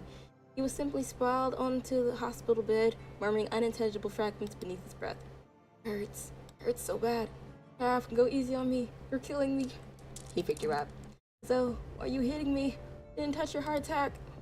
Have a tic-tac. Bewildered, the two boys looked at each other. Did he just fall asleep randomly? Katraf attempted to pry open Kamui's eyelids, but the unconscious boy only continued his fragmented murmuring. Out of options, Katraf glanced at Azel, whose expression had already darkened, and moved aside. Oh! Wow. Lovely, we like that. A little backhand. Thank you for the like, Solgun. Azel's mouth twisted in a slight grimace before he surged forward, delivering rapid, stinging slaps to Kamui's cheek until his eyes flew open. Wakey, wakey! Without a word, expression stern, Azel seized Kamui's ear and twisted 30 degrees, 60 degrees, 150 degrees. I think that's enough slices. Ow, wow, wow, wow, wow. Whoos! Kamui sat upright in the hospital bed, indignation twisting his features as he readied himself to challenge his ear tormentor. The complaint withered on his tongue, however, when he saw Azel, arms folded, utterly silent, standing before him. Last time Kamui had witnessed such fury from Azel was after he had returned to combat prematurely. Aggravating existing injuries, Excel had fixed him with murderous glares throughout the treatment process, right here in the same medical ward. Azel, don't try to butter me up, it won't work. You got some nerve, Kamui, breaking up the punishing virus concentration in your training area, even making it exceed the safety threshold. You think those numbers are just suggestions? You would look at an expiration date, be like, from 2004? I mean, it's not molded, so technically it's good. Maybe not. It exists so you don't die from the virus mid-workout. Doubling it? What were you thinking? If you're that desperate to check out, do it on the field, not by collapsing on the training ground and making us scrape you off the floor. Azel let his emotions carry him too far, and his words went beyond what should have been said. No sooner had they escaped than Kajav, standing next to him, quickly extended a hand and pressed it over Azel's mouth. Hush, my child. Mom said we don't say mean things. Say bad words. Cover your mouth. Stop, he's such a cutie patootie. Say more bad words. Smack mouth. Kajav, do it. Do it! The words struck Azel still. They echoed memories from years past when the casual cruelty he had once directed at Kamui, the coldness he had shown Katrav when his arrival at Azet. In those days, Odal would correct them using the same rules she had created. Fair enough. Azel abandoned his intended outburst, reaching up, softly took hold of Katrav's wrist, gesturing that he could let go now. Kamui did wrong. Azel sat. Stop being cutie patootie. Did wrong, must apologize. The guilty look, Kamui darted his eyes towards Azel and Katrav, his shoulders rising in a timid, apologetic hunch. Sorry, Azel, Katrav. Shouldn't have made you worry like that. Azel held his silence at first, fuming inwardly. When he noticed Kamui's head droop so low, he seemed ready to sprout mushrooms from sheer misery, but managed to compose himself and finally spoke. At the very least, you should have talked to us first. If we need to push harder, we do it gradually, bit by bit. We hit the limit, we stop. That's how you don't break. Look at me. You haven't entered the final conversion phase yet. We're not constructs. We're still human, with mortal bodies. Humans only get one life. Once you're gone, you're gone. How many times do you think you can gamble that one life of yours? Kamui knew Zell too well to misunderstand. If he was talking, he was no longer angry. Relief mingled with sheepishness as Kamui rubbed his head and began to explain himself. Yeah, I know you guys are looking out for me. Be more careful from now on. Swear it. But Kami's expression turned serious. I don't think we can afford to take it slow anymore. We're running out of time. Marlis reached out to me recently. I hate that we trusted her. Told me some stuff. If Zed can't show the world government better results, we're gonna cut our resources again. Or worse, cut us off completely. Leave us to sink or swim on our own. Marlis? Wish you talked to her. Azel's reaction was far more agitated than Kamui had expected, startling both Kamui and Katrav. Kamui, why do you even have a way to contact her? Where'd you get that? Whoa, hey, she contacted me first. In some anonymous letter. She didn't exactly hide who she was. I figured it out. I knew she wanted something from Zed, so I just asked her straight up. If it was something small, maybe we could have worked a deal. But some time, you know? Get through this rough patch. But turns out her only goal is either to disband Zed completely or bring us under her thumb. No way. Yeah, no way we take that deal. So that leaves us one option. You have to break this wall, break past the current limits, use that to claw back more resources for Zed. The more Corona gene in our body, nowhere near enough. Kami's assertion went unchallenged by Azel. Being the three most accomplished trainees within Project Barleycorn, they understood the situation all too well. So they discovered new theoretical methods. The only option was to take a dangerous gamble, using every possible means to accelerate the Corona gene conversion. I'm in with Kamui. Once Katrav had observed the full scope of the situation, he found himself in agreement with Kamui's assessment. However, he still refused to let Kamui shoulder such dangerous responsibilities alone. The only solution he could think of was to take more training together with Kamui. Oh! Don't even think about it. I love how Zell and Leaf is just all together. The rough, familiar voice started Kamui, making him jump. His eyes went wide as he turned toward the door. It was Leaf. Huh? Leaf? What are you? The test results came back. Your Punisher virus levels are through the roof, past the safe limit. The docs called him the second they saw it. With an air on ease, he rested against the hospital bed, his posture silently conveying that he didn't do anything to stop them. Otherwise, knowing how stubborn you are, you just sneak off and keep pushing until you dropped. Gazelle's right. Starting today, I'm regulating the punishing virus concentration in the training room. No more excessive training, period. Ooh, you gotta know that you've done something wrong when you've worked out too much. Like, you're like, okay, you know what, I'm gonna push everyone else past their breaking point, but you, kind sir, no. You go ahead and sit back, drink some Coca-Cola, and eat some fries or something. Kamui, I know you're doing this for Zed, but not like this, not by destroying yourself. But Zed can't wait any longer. Kamui opened his mouth to argue, to beg Leaf to let him fight for Zed. When he tried to rise, Leaf's hand pressed lightly on top of his head, guiding him back down. The touch carried no force, but more of a gentle reassurance. Kamui froze, overwhelmed by the unexpected softness. How many years had passed since anyone had offered them such warmth? After old darling Eurydice died, no one had cradled them like the children they still were. They had become so accustomed to being the first into the fray, carrying a sky perpetually on the verge of collapse, that they had forgotten they are still just young teenagers. Everything has its order. We old folks are still here. Let us carry the heavy stuff first. I'm still in talks with the world government. Before I came to Azet, I had some pull in the military. Don't you worry. If we all do our part together, we'll find a way through. Yeah, whatever happens, we'll figure it out together. With the power of friendship. Trust me, Kamui. We're gonna fix this. Zil fixed Kamui with a stare of absolute resolve. These were not empty words meant to soothe. The promise was genuine to Kamui and to Azet. He would save them in his own way. He pocketed his terminal, face revealing nothing. Behind him, the gleaming display flickered once before sinking into the shadows of his pockets. It was a freshly sent message. I warned you not to touch anyone from Azet, especially Kamui. Don't forget our deal, Marlis. Ooh. Wait, is that how you got corrupted though? The plot thickens. Okay. Okay, let's see here. So what I want to do really quickly is do some of these events and knock them out so we can get some black cards in hopes we can kind of advance our, let me see here. summons, you get Kamui.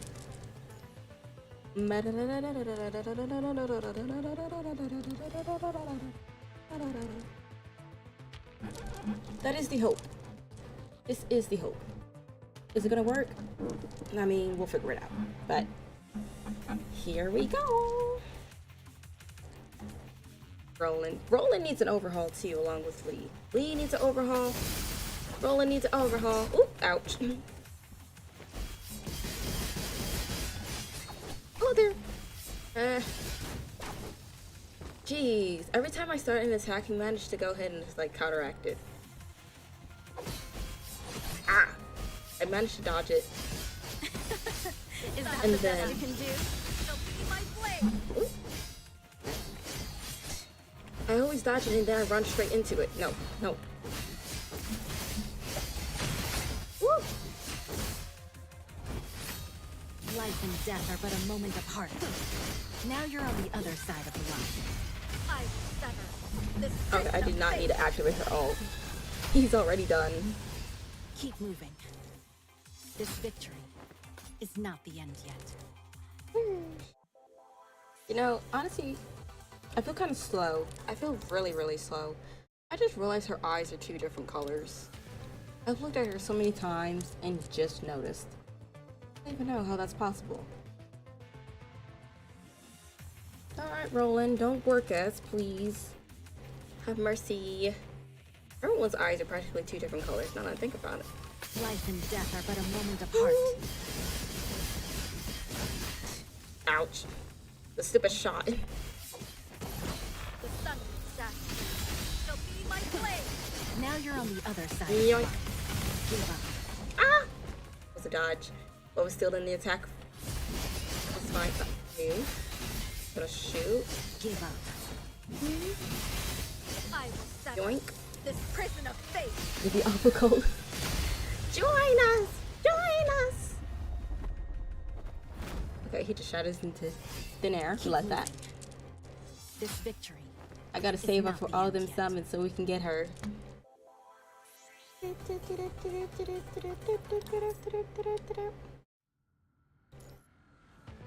I feel like we're gonna get torn up on this one.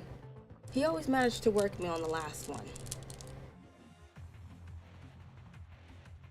Let me see if I can do this on a bridge drive.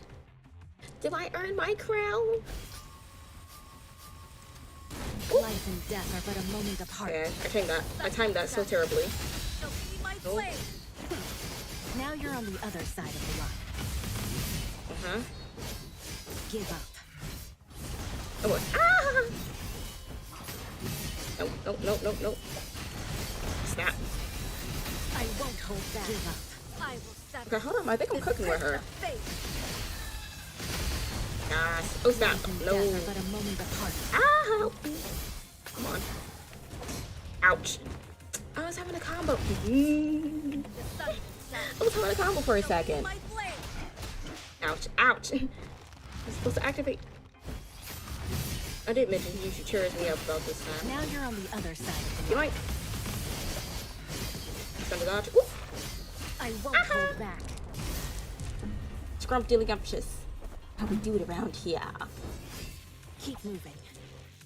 This victory is not the end yet.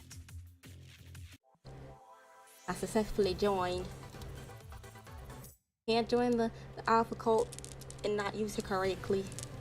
I managed to serve her justice. Goodies. Thank you for the goodies. I need to get better so I can actually do these. Okay, that is a little bit. Not bad. Okay, so that'd be 150. Better worth. I need to start doing those for the weekly so I can actually get like the full set of it. The character deals a bit more fire damage, so Watanabe would be good for fire. That's fire. I'm blind apparently. Comrades, Link.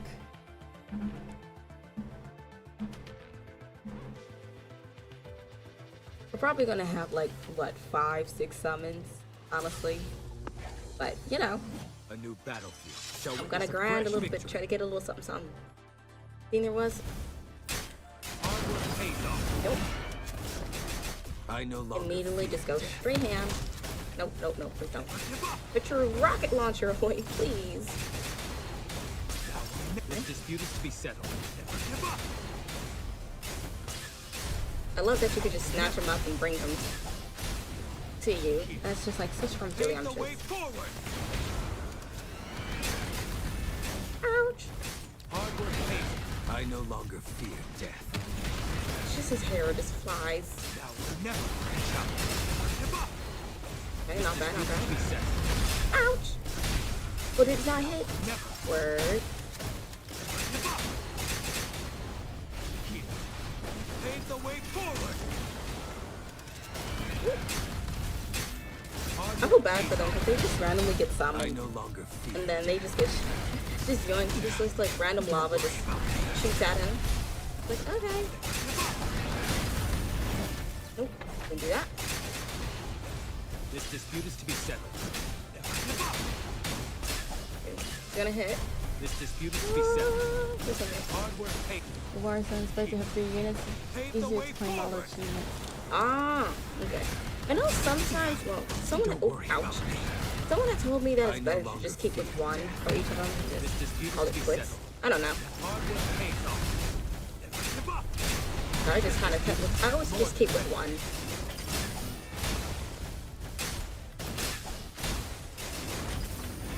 Oh wait. Ah! Ouch. Don't worry about me. I need to get another fire unit. Or upgrade them at the very least. More than ready. Pave the way forward. More than ready. I no longer fear death. Oh wait. Ah! You missed. This dispute is to be settled. More than ready. I mean, for the fact that Watanabe isn't like, Dispute is to be settled. fully maximized, ooh, that scared me. Honestly speaking, he actually does a pretty good, This dispute is to be settled. ouch, amount of damage. Of an unwavering will. He's not over there. They just lost where Watanabe was supposed to be. It's not our style to stop now. Teach me your ways, oh great one. Haha. Okay. Oh, look at that. Right now we're in second place. For how long? I don't know, but we're there. Evar. Okay, not bad, not bad. Do this one next. Character deals 80% more critical damage. 12 seconds have to be switched in. Okay, you say 3 characters. Venom Page Cage is the one with a limited one. Oh. Oh, okay, okay, okay. I see, I'll see. Watch my movements and act accordingly. Here, we could do her. Do all lightning. Okay, we could do Pharaoh. Okay. He's not too bad, and then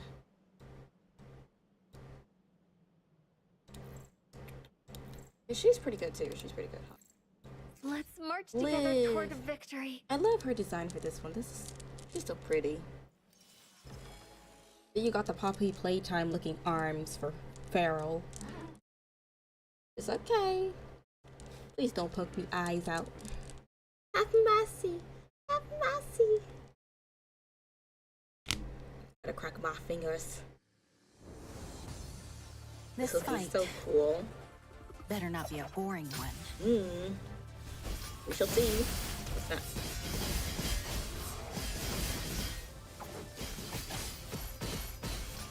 Ah! Did it hit? Yeah, it hit. Sunshine. So be my blade.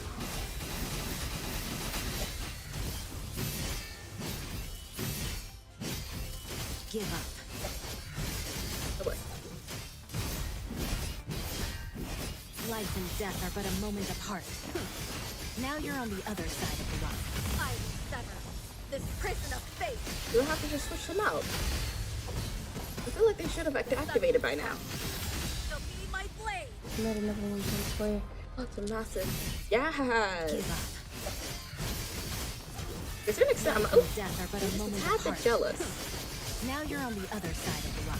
I will sever I love to see this prison cosplay. of fate. And it's kind of giving like, I don't know, grills. Give me all you got. Now, Lean on my strength. it wants to work. So be my blade. Life and death are but a moment apart. Now you're on the other side of the line. I like that I'm comboing all of a sudden. Like, I'm stacking their attacks on it. I won't hold life and death are but a moment apart. Now you're on the other side of the line. I will sever this prison of fate. Okay. It definitely looks a little questionable right now. So be my blade. Yo, I. Yo, I'm all- Oh, ouch. We in fact is weak.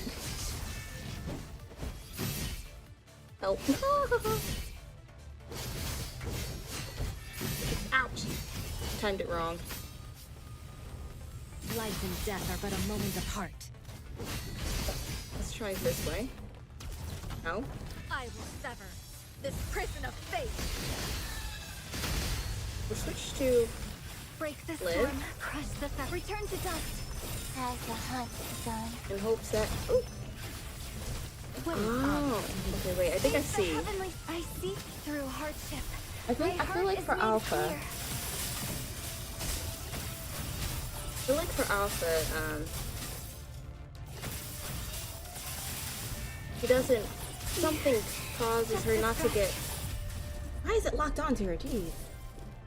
Causes her not to get the buff so everyone else can go ahead and start The fighting. mist's clear, and the road ahead is open. Alright, well, we did something. Heavy on the something.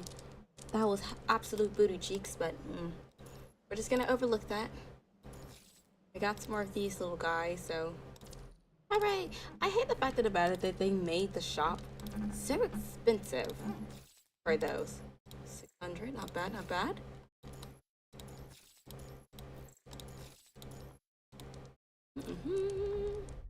Okay, let's see here. If there was something else that I was looking at.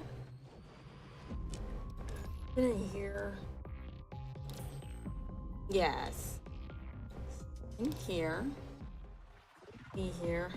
What does this consist of? Tutorial challenge.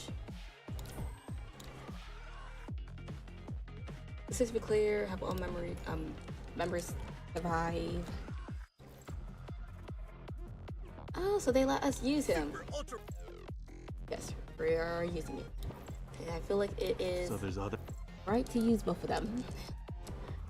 and then I'm just using whatever feels right. It's so wrong, but Let's march together toward victory. yep, this setup looks questionable.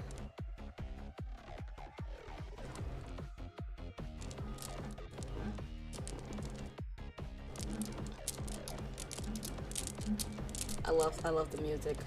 It's Fully different. energized. Ready for action. I hope so when we finally come home. Come back home. This is everything I hoped for. Keep booming down. That's it. Ouch, I did not dodge right.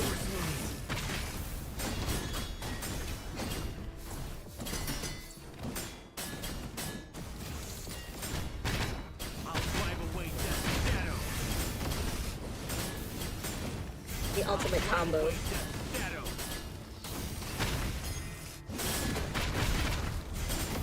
You're never going to be able to attack. Will be ours. I love that. Turn away the darkness. Sheesh. And then back to the unlimited combos, because of course I can. I'll drive away Death Shadow. Sheesh. That's it. I've endured worse wounds. And this is one reason why I really want to combo Lee. His combos are infinite. Even for him to be more heavy weighted. Like, look at this. He's pretty much airborne half the time. That's it. Ouch, ouch. I've endured worse wounds. Let me dodge a little bit.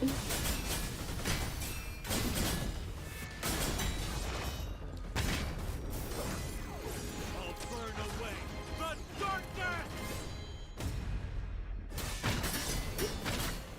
Stop it. This is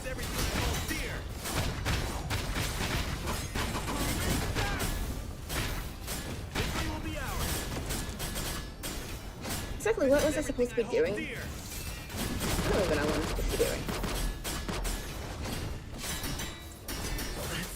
Ah. I've endured worse wounds. Okay, there we go. You guys are so tanky. I wonder if the voice actor for Kamu is the same one for Kamui. Probably, right? Hope you like being incinerated! Pretty close. This is everything I hold dear.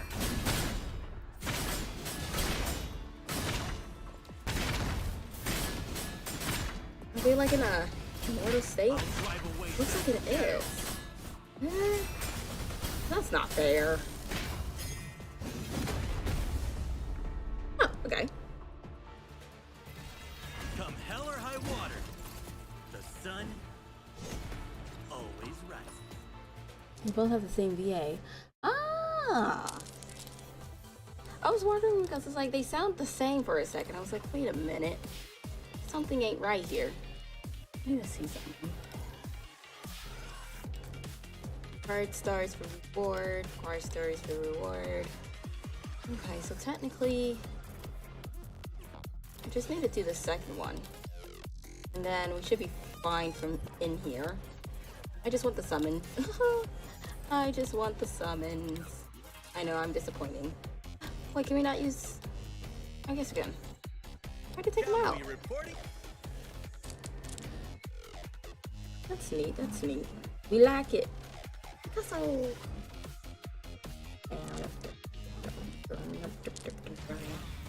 Fully energized. Ready for action. Ready to rumble. This is everything I hold. Booming death. Oh, what? Ouch. I've endured worse wounds. Lean on my strength.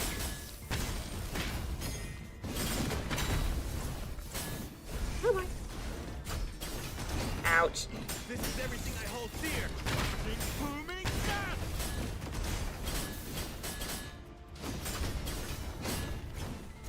Ooh, he can dodge. Hold on. Ooh.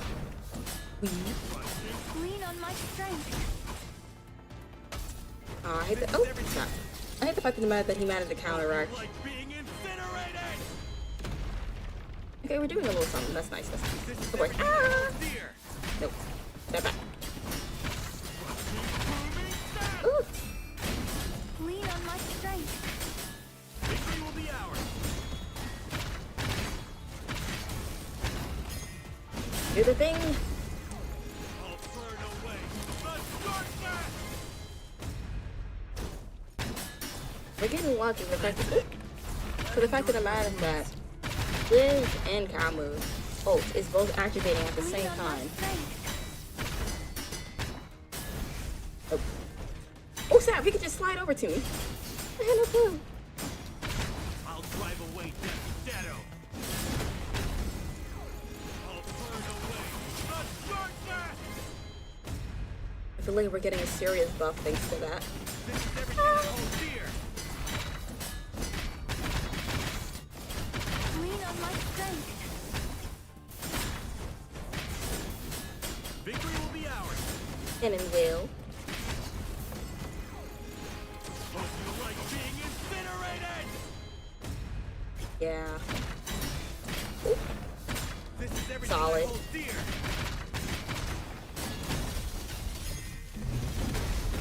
Yes, sir. Oh, that's gorgeous. That's gorgeous. Come hell or high water, the sun always rises. I feel like he belongs in a Colgate commercial. Okay, I think that's all I need for next summons. Yes. Goody, goody, goody. I'll come back to finish that entire thing later.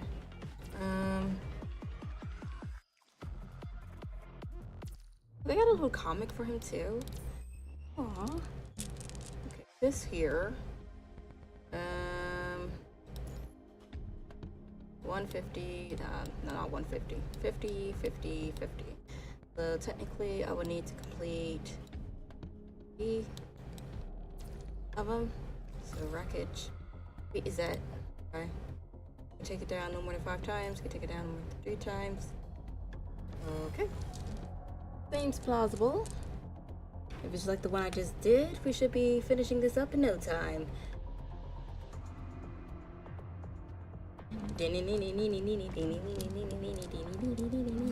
Oh, okay. Fully energized. He tired of me.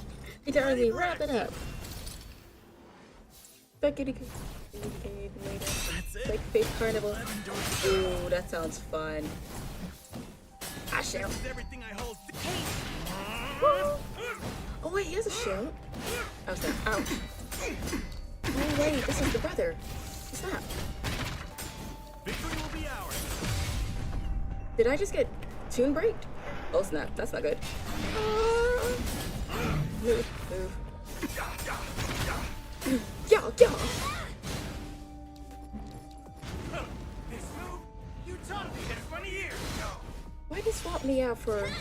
Wait, is it me doing anything? Yeah, it's me doing something. And I'm just confused. Oh. Confused. Oh, that doesn't look too safe. I tried to dodge. Oh no, he got a tune break again. Help. Father, help. I'm doing a little slow motion. It's not giving. Let the lotus bloom.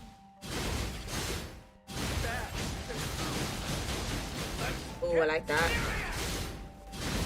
You're just airborne, just flying on top of him. Bloom. Let us stay up here. Oh, no. Ah!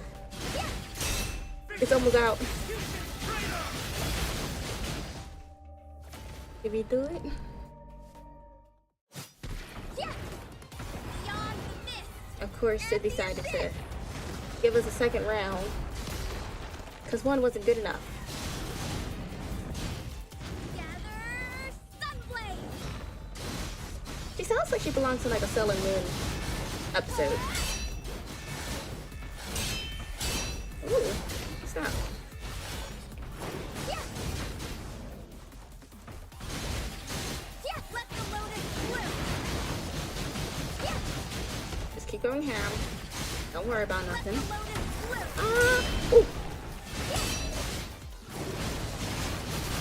Yeah. Ooh, I love that. Oh, I need her frame right here. Maybe going ham. The lotus bloom. And I hate the fact that he keeps parrying. Yeah. I have a troublesome little something. Oh, he's gone. What's that? Ah! No, no, no.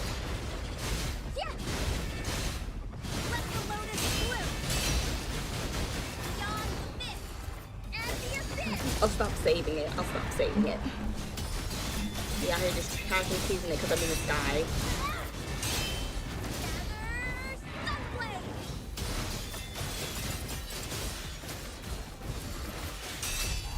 Sheesh.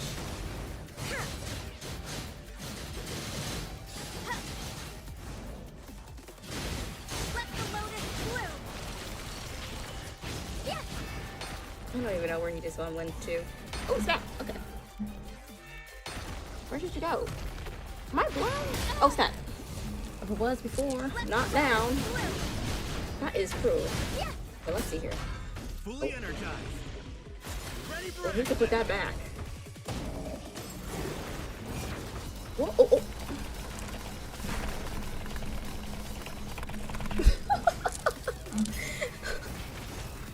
I didn't realize it was a quick action. That's rude. Hold on. Let me get into it. This is everything I hold. Oh boy, that can't be good. So you're just gonna toss that at me? Yup. That's it. I've endured worse wounds. That is cruel. I feel like I'm in Star Wars right now. This is everything I hold dear. I don't have enough stamina for all this. This is everything I hold dear. That's it. I've endured worse wounds. There you go. Jeez. Am I parrying him? I feel like I'm parrying him pretty good.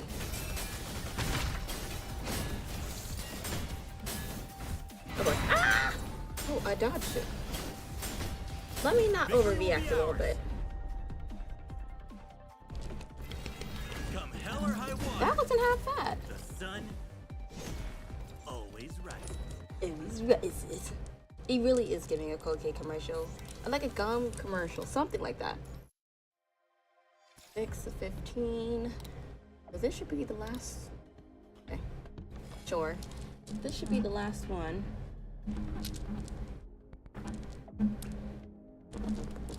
Dip, dip, dip, dip, dip. Fully energized. Ready for action.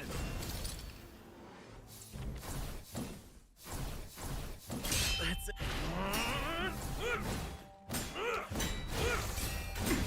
Oh wait, I'm just having to find out.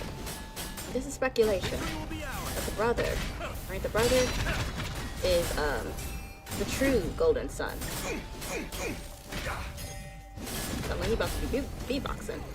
I'll burn away the darkness.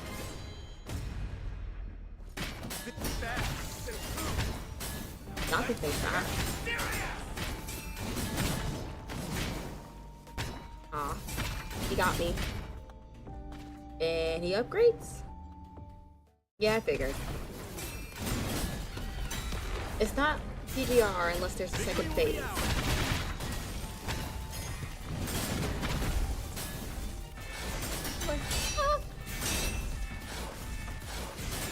Victory will be ours. He's just going ham, just flailing his sword around. Incinerated. This is everything I Pave the path for me. Oh boy. Oh come on, that's not fair. I was having a little bit of a combo moment. Woo! That's it. I've endured worse wounds. Ah. Come on, wrap it up! This is everything I hold dear.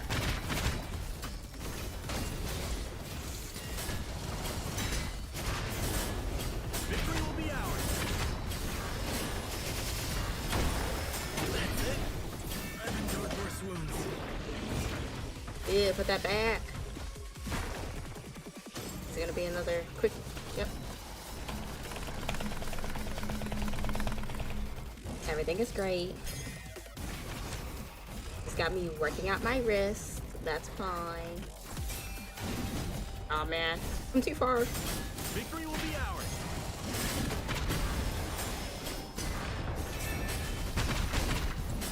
This is everything I hope. Hope you like being incinerated. Missed. Victory will be ours.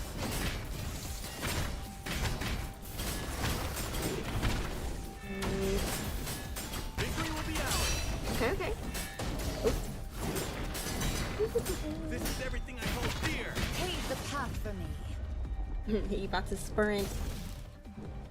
I like this Come hell or Picasso. high water.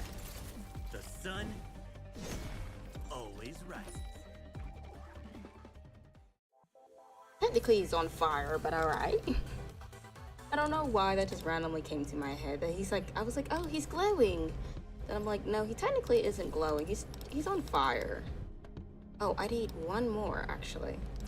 Okay, so I guess we do Prestige. Die no more than once. Prestige. Prestige. We need all the summonings we can be. Give me more. Give me more. My question is, how does the corruption virus even create such big machines? Ready Like, for how action. does that work? Were they trying to make like some type of a military something? And That's it.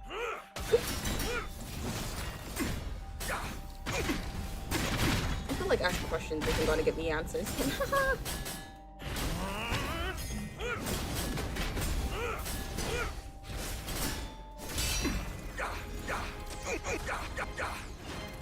Okay, sir, you do not need to be doing all that. This is You're everything. trying to make it out of the hood. That's it. I feel like they're having to spam his attacks a little more often. Huh? How is there two? No, no, no, no, no, no, no, that's not fair. No, no, no, no, no. I don't know about it. I don't know about you.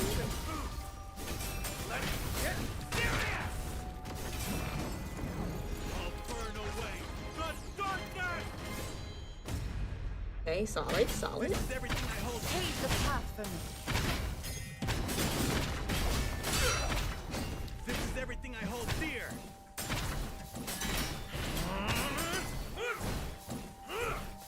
Ah, no, no, no, no, no. My combo. Watch closely, come. I will only show you once. Oh boy. Not gonna lie, they're tearing me up pretty good now.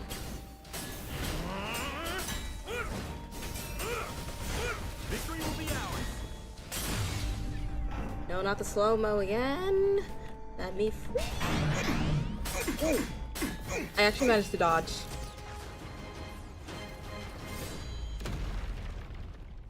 Let's go. Pave the path for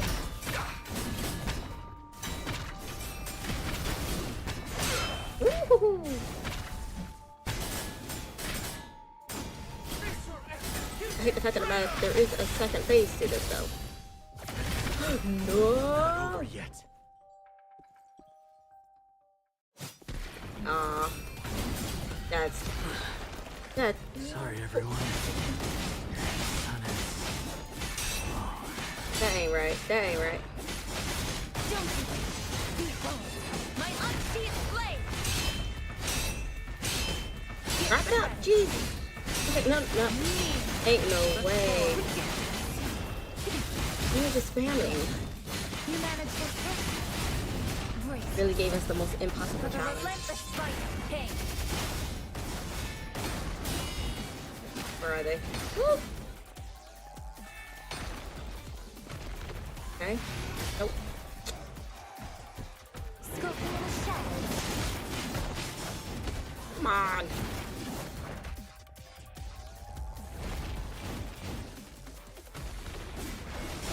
I'm in the floor. I can't see nothing. Help. I'm in the floor. Help. Help. Scoping in the shadows. Help. Don't you dare. Scoping in the shadows. Behold, my See if that unseen blade. works. I'm still in the floor. Near. What is going on? Form. Ridiculous. Okay, wait. No. Oh, hold on. Let me switch characters. I'm in the floor. This is fine. No. We're just... I don't know where I'm supposed to be going. I can't dodge no one if I can't see him. Raven's light. Help.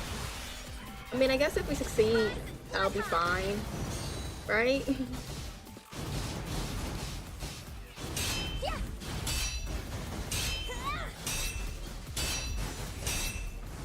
I mean, go ham. Yeah. Let the lotus bloom. I'm in the floor. I'm lost. Let the Okay, lotus I'm alive. Wait, okay, I'm fine. Fine now. Okay. Oh wait, I'm out of the floor. And the assist. That's crazy. Not at the end. How did I get to the floor? Sunblade. What type of buffoonery? Severed knife. Rise and fly high.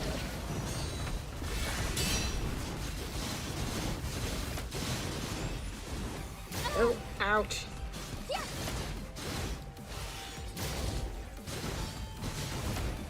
Yeah. Nope. Nice. Yeah. Activate the ult. Activate your ult, my dear. Activate your ult. She's just jumping. And then she's smashed. Raven's light. Aaron, come to us. Rise and fly high. Vero always carries. Yeah. Raven's light. Severed knight. Switch out now. My unseen blade. Okay, question is, where did they go? Never mind. Ah!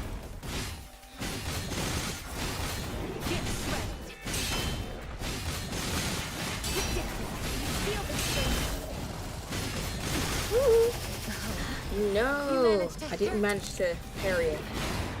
Oh, that's disappointing. Me. And she's in the sky. Flames of your face. I managed to dodge it this time. With a relentless fight and pain. Wait, did it dodge it? I think it dodged it. Behold, my unsheathed blade. Oh boy. Get shred me. Before. Feel the searing flesh of your face. Hello? Okay, we're good, we're good. With a relentless fight and pain. Please don't hit me. You managed to Nope. hurt me. Skulking in the shadows. Solid parry, I like that. Don't you dare. Skulking in the shadows. Behold, my unsheathed blade. Boy. I have a feeling we're gonna be here just a tad bit. Just because, ooh, we don't have Amui's strong prowess. You managed to hurt me. Flames of your face. Get braced yourself. With a relentless fight and pain. That was a solid dodge. Don't you dare. I need him to stop with the spamming the attack. Golly. Behold, my unsheathed blade. He's just swinging because he can. Oh, let me go. Ooh, ooh, ooh, no. He never used that move before. That is not. Shred me. Oh boy, oh boy, oh boy. No, it's fine. We're good. We are jelly out. Oh, you managed to hurt me. No, we're not. Ah. Oh my goodness, this is questionable. Oh. Okay, right side, we got our health back, just like that. Brace yourself. With a relentless fight and pain. Doink. Doink, doink. Doink, doink, doink. Skulking in the shadows. Don't you dare. There you go. Ah! Miss. My unsheathed blade. Ah, ah. What's that? How's that? Oh, where's my deer? Feel the searing flesh of your face. Honestly, can't see nothing at this point. Relentless fight and pain. Don't you dare. You're making that sushi. Skulking in the shadows. Don't you dare. It's just a bunch of bright light. Get shred me. Before. Oh, you managed to hurt me. Okay, we're good. We're good. I hate the fact that the man he's up in the sky. No. Flames of your face. Okay, well, keep hooping and hollering, my dear. I'm gonna just go ahead and smack them cheeks. Get shred. Let me smack them cheeks. You managed to hurt me. Flames of your face. Oh, but here we go. He has a building. But can I just slice through the building? Ah, I think I can. With a relentless fight and pain. Nope. Skulking in the shadows. Woo. Don't you dare. Skulking Come on, in the look. shadows. Dude, flying up in the air every single time. My unsheathed blade.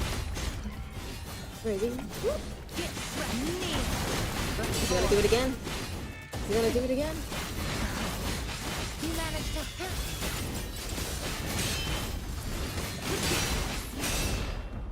Nice. Shred me.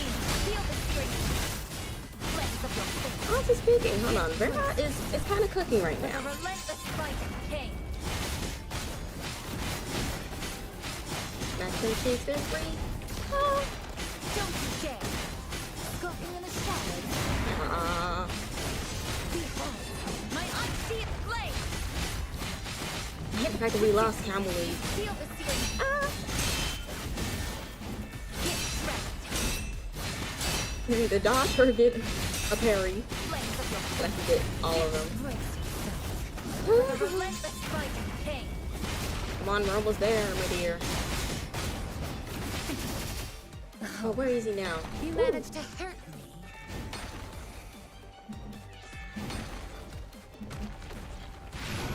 Woohoo. Skulking in the shadows. Don't you dare. Behold, my unsheathed blade. Let me switch to her really quickly. Gather Sunblade! Give her a little bit of a rest. Rise and fly high! She seems maxed out anyway. Can she keep up with the parries that Vera got? Okay, okay. She's got a little something going. Yeah! Let the lotus bloom!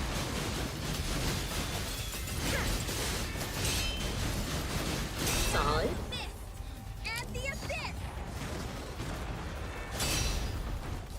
Okay, these two, Lucia and Vera, got some parry power on her. You fall back first. No. Sunblade! Okay, hold on. Alright, back in the team. Don't you dare. Behold, My unsheathed blade! Get us back up there. Back in the clear. I need it. Ah.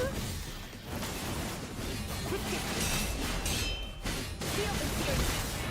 No. Okay, we're good. I hate the fact that I have no stamina. with a relentless fight king. Snap, they managed to get me. Nice. Solid. Don't you dare. Don't. Behold, My unsheathed blade! kneel before me. Where is he at? Ah! Staying alive. Oh, I didn't even need a rush. Yoink. Feel the searing flames of your fate! Brace yourself. With a Fine. relentless fight king! Is that perfect? No. Too early. My hope was that when he comes down, Don't you dare! it would have parried him, Skulking in the shadows! stunned him a little bit. My unsheathed Didn't work. blade! It didn't work.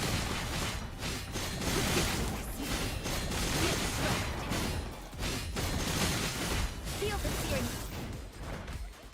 Here we go again with building. Oh, you managed to hurt me. Get wrecked! Flames of your fate! Okay, we're almost there. The time is over here. Skulking in the shadows! Don't you dare! Skulking in the shadows! Don't you dare! Behold, my unsheathed blade! Kneel before No, don't walk into it. Be smart, my dear. You're literally with 4 bars. Feel the sea flames of your fate! brace yourself. With a relentless fight king! Come on. Just a little bit more. No. A little bit more. Yes. Yes. Let my flames be your strength. Now, that definitely would have been faster if I didn't nuke Kamui, but 12. Okay. This stuff did not count. It's good. Let's go.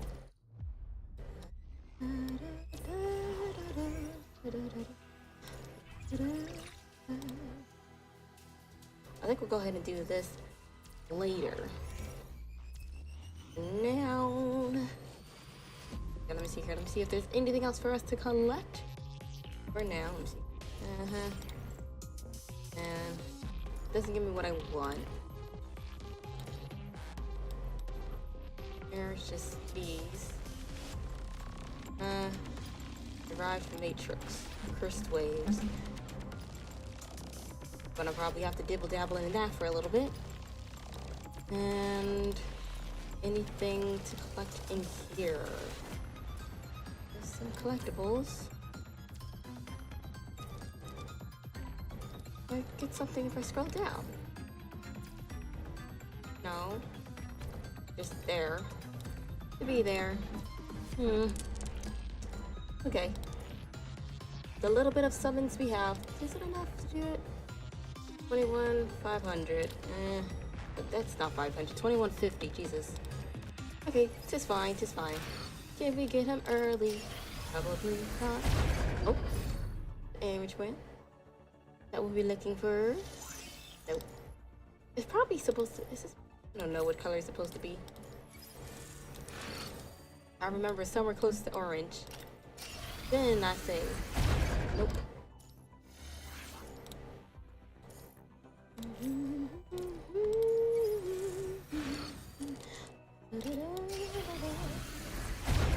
Nope.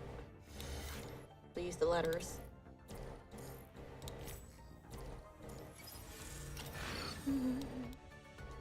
Please, we want him early. Give us to him early. Nope. I love you dearly, Watanabe, but no, you're not the one I want. Nope. I'm gonna go back to grinding. Let me see here. We got 20. A little under 20. 19 more summons necessary. For each 10, it's 2,500. So, what is it? 25 for. It's 1-to-1 if I'm correct, right? 250.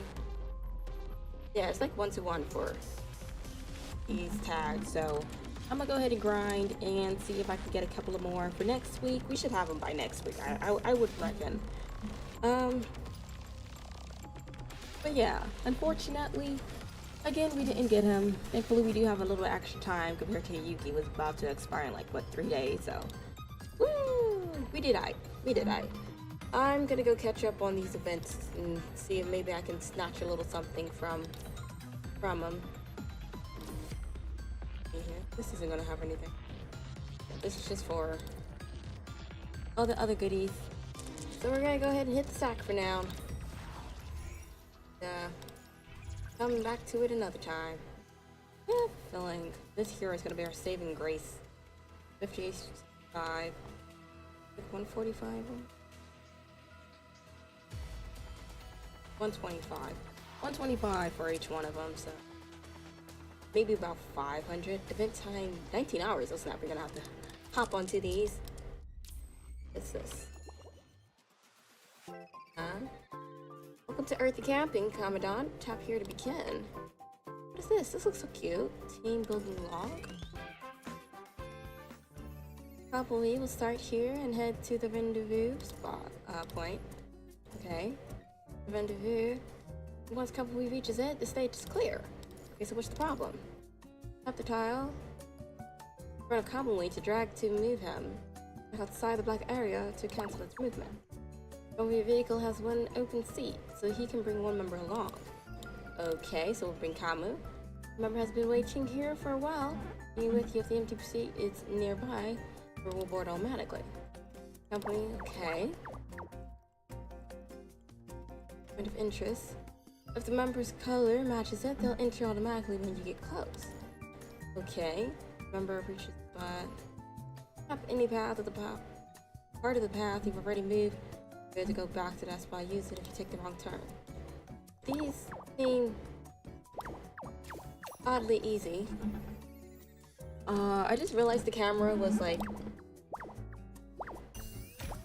I feel like it was supposed to be a reference to the start of his event. Because he always had a camera, and then his mom had a camera. Another member has appeared. Use the member's color to tell which point of the interest they want to visit. He looks so adorable. Chrome. Follow the order of the team building event. Kamu, Chrome, Kamui. Okay. Don't need any hints. So, the Kamu and Chrome. Now, Kamu, you come with me. You come up here. You come with me. Then you go over here. Okay, this is gonna be easy. And I guess that's all I do, huh? Kamu, Chrome, Kamui. We will. Kamu.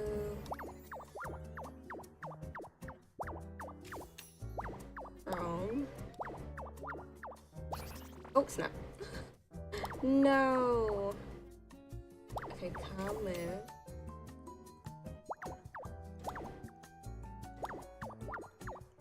I have to do it like this.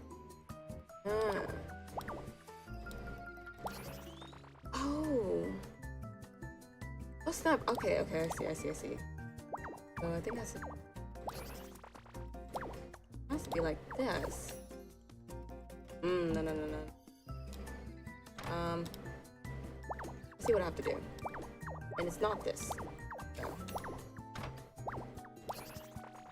Pretty much, we're not able to overlap anything, so I get him. I have to go. Can I go? I have to go all the way around. So, then get him. Back that. And then. Interesting. Okay, I'm gonna do this later though. This is a very neat game. I like it. It's pretty chill. So yeah, but I'm gonna go ahead and hit the sack for the most part, and go from there. I love that they don't just implement depression all the time. They just put whatever they feel like. So yeah, we're gonna go ahead and pick back up with Dark Souls. Yeah, Dark Souls, the pain and suffering for tomorrow, and hopefully be able to maneuver, continue, all that good jazz, and go from there. As always, Twitter is where you can find me for any polls, updates, or if you just want to see what comes to my mind. I was working on a project earlier, so I did post a little bit of art. If you're interested in like some whips, work in progresses, or sketches, they are there. I'm not sure if I'm going to open commissions, or more or less I should just call them requests, because I don't want to exactly charge from them. I just want to draw your own, okay, goodbye boys, draw your OCs, or characters, so who knows, requests might be open for if you have any ideas or characters you want me to draw. It's probably just going to be a 5 slot, we shall see. But if you want to go ahead and join in with little events like that, for free obviously, check out Twitter. YouTube is for all VODs and miscellaneous videos, along with, if you want to join at the live streams, along with TikTok and Twitch at 12:30 a.m. Central Timing, feel free. We play a plethora of games. If you have any recommendations for games, do let me know, and I will add it to the wheel of fun. With that being said, I think I've mentioned everything. Oh, and Instagram is also for art and animation related projects. Thank you for the stream. You're welcome, Durs. Anytime. Come by. Ebrar. Let me stop being cringy. I've been cringy all this stream. But yeah. I think I've mentioned everything. Yeah. So I will go ahead and head on out, and I hope to see y'all tomorrow for some Dark Souls. Y'all probably just gonna see me suffer, to be honest, and go around in a circle. Like, you know what? We're gonna try to beat this game one of these days. Fingers crossed. Okay. See y'all tomorrow. Bye-bye.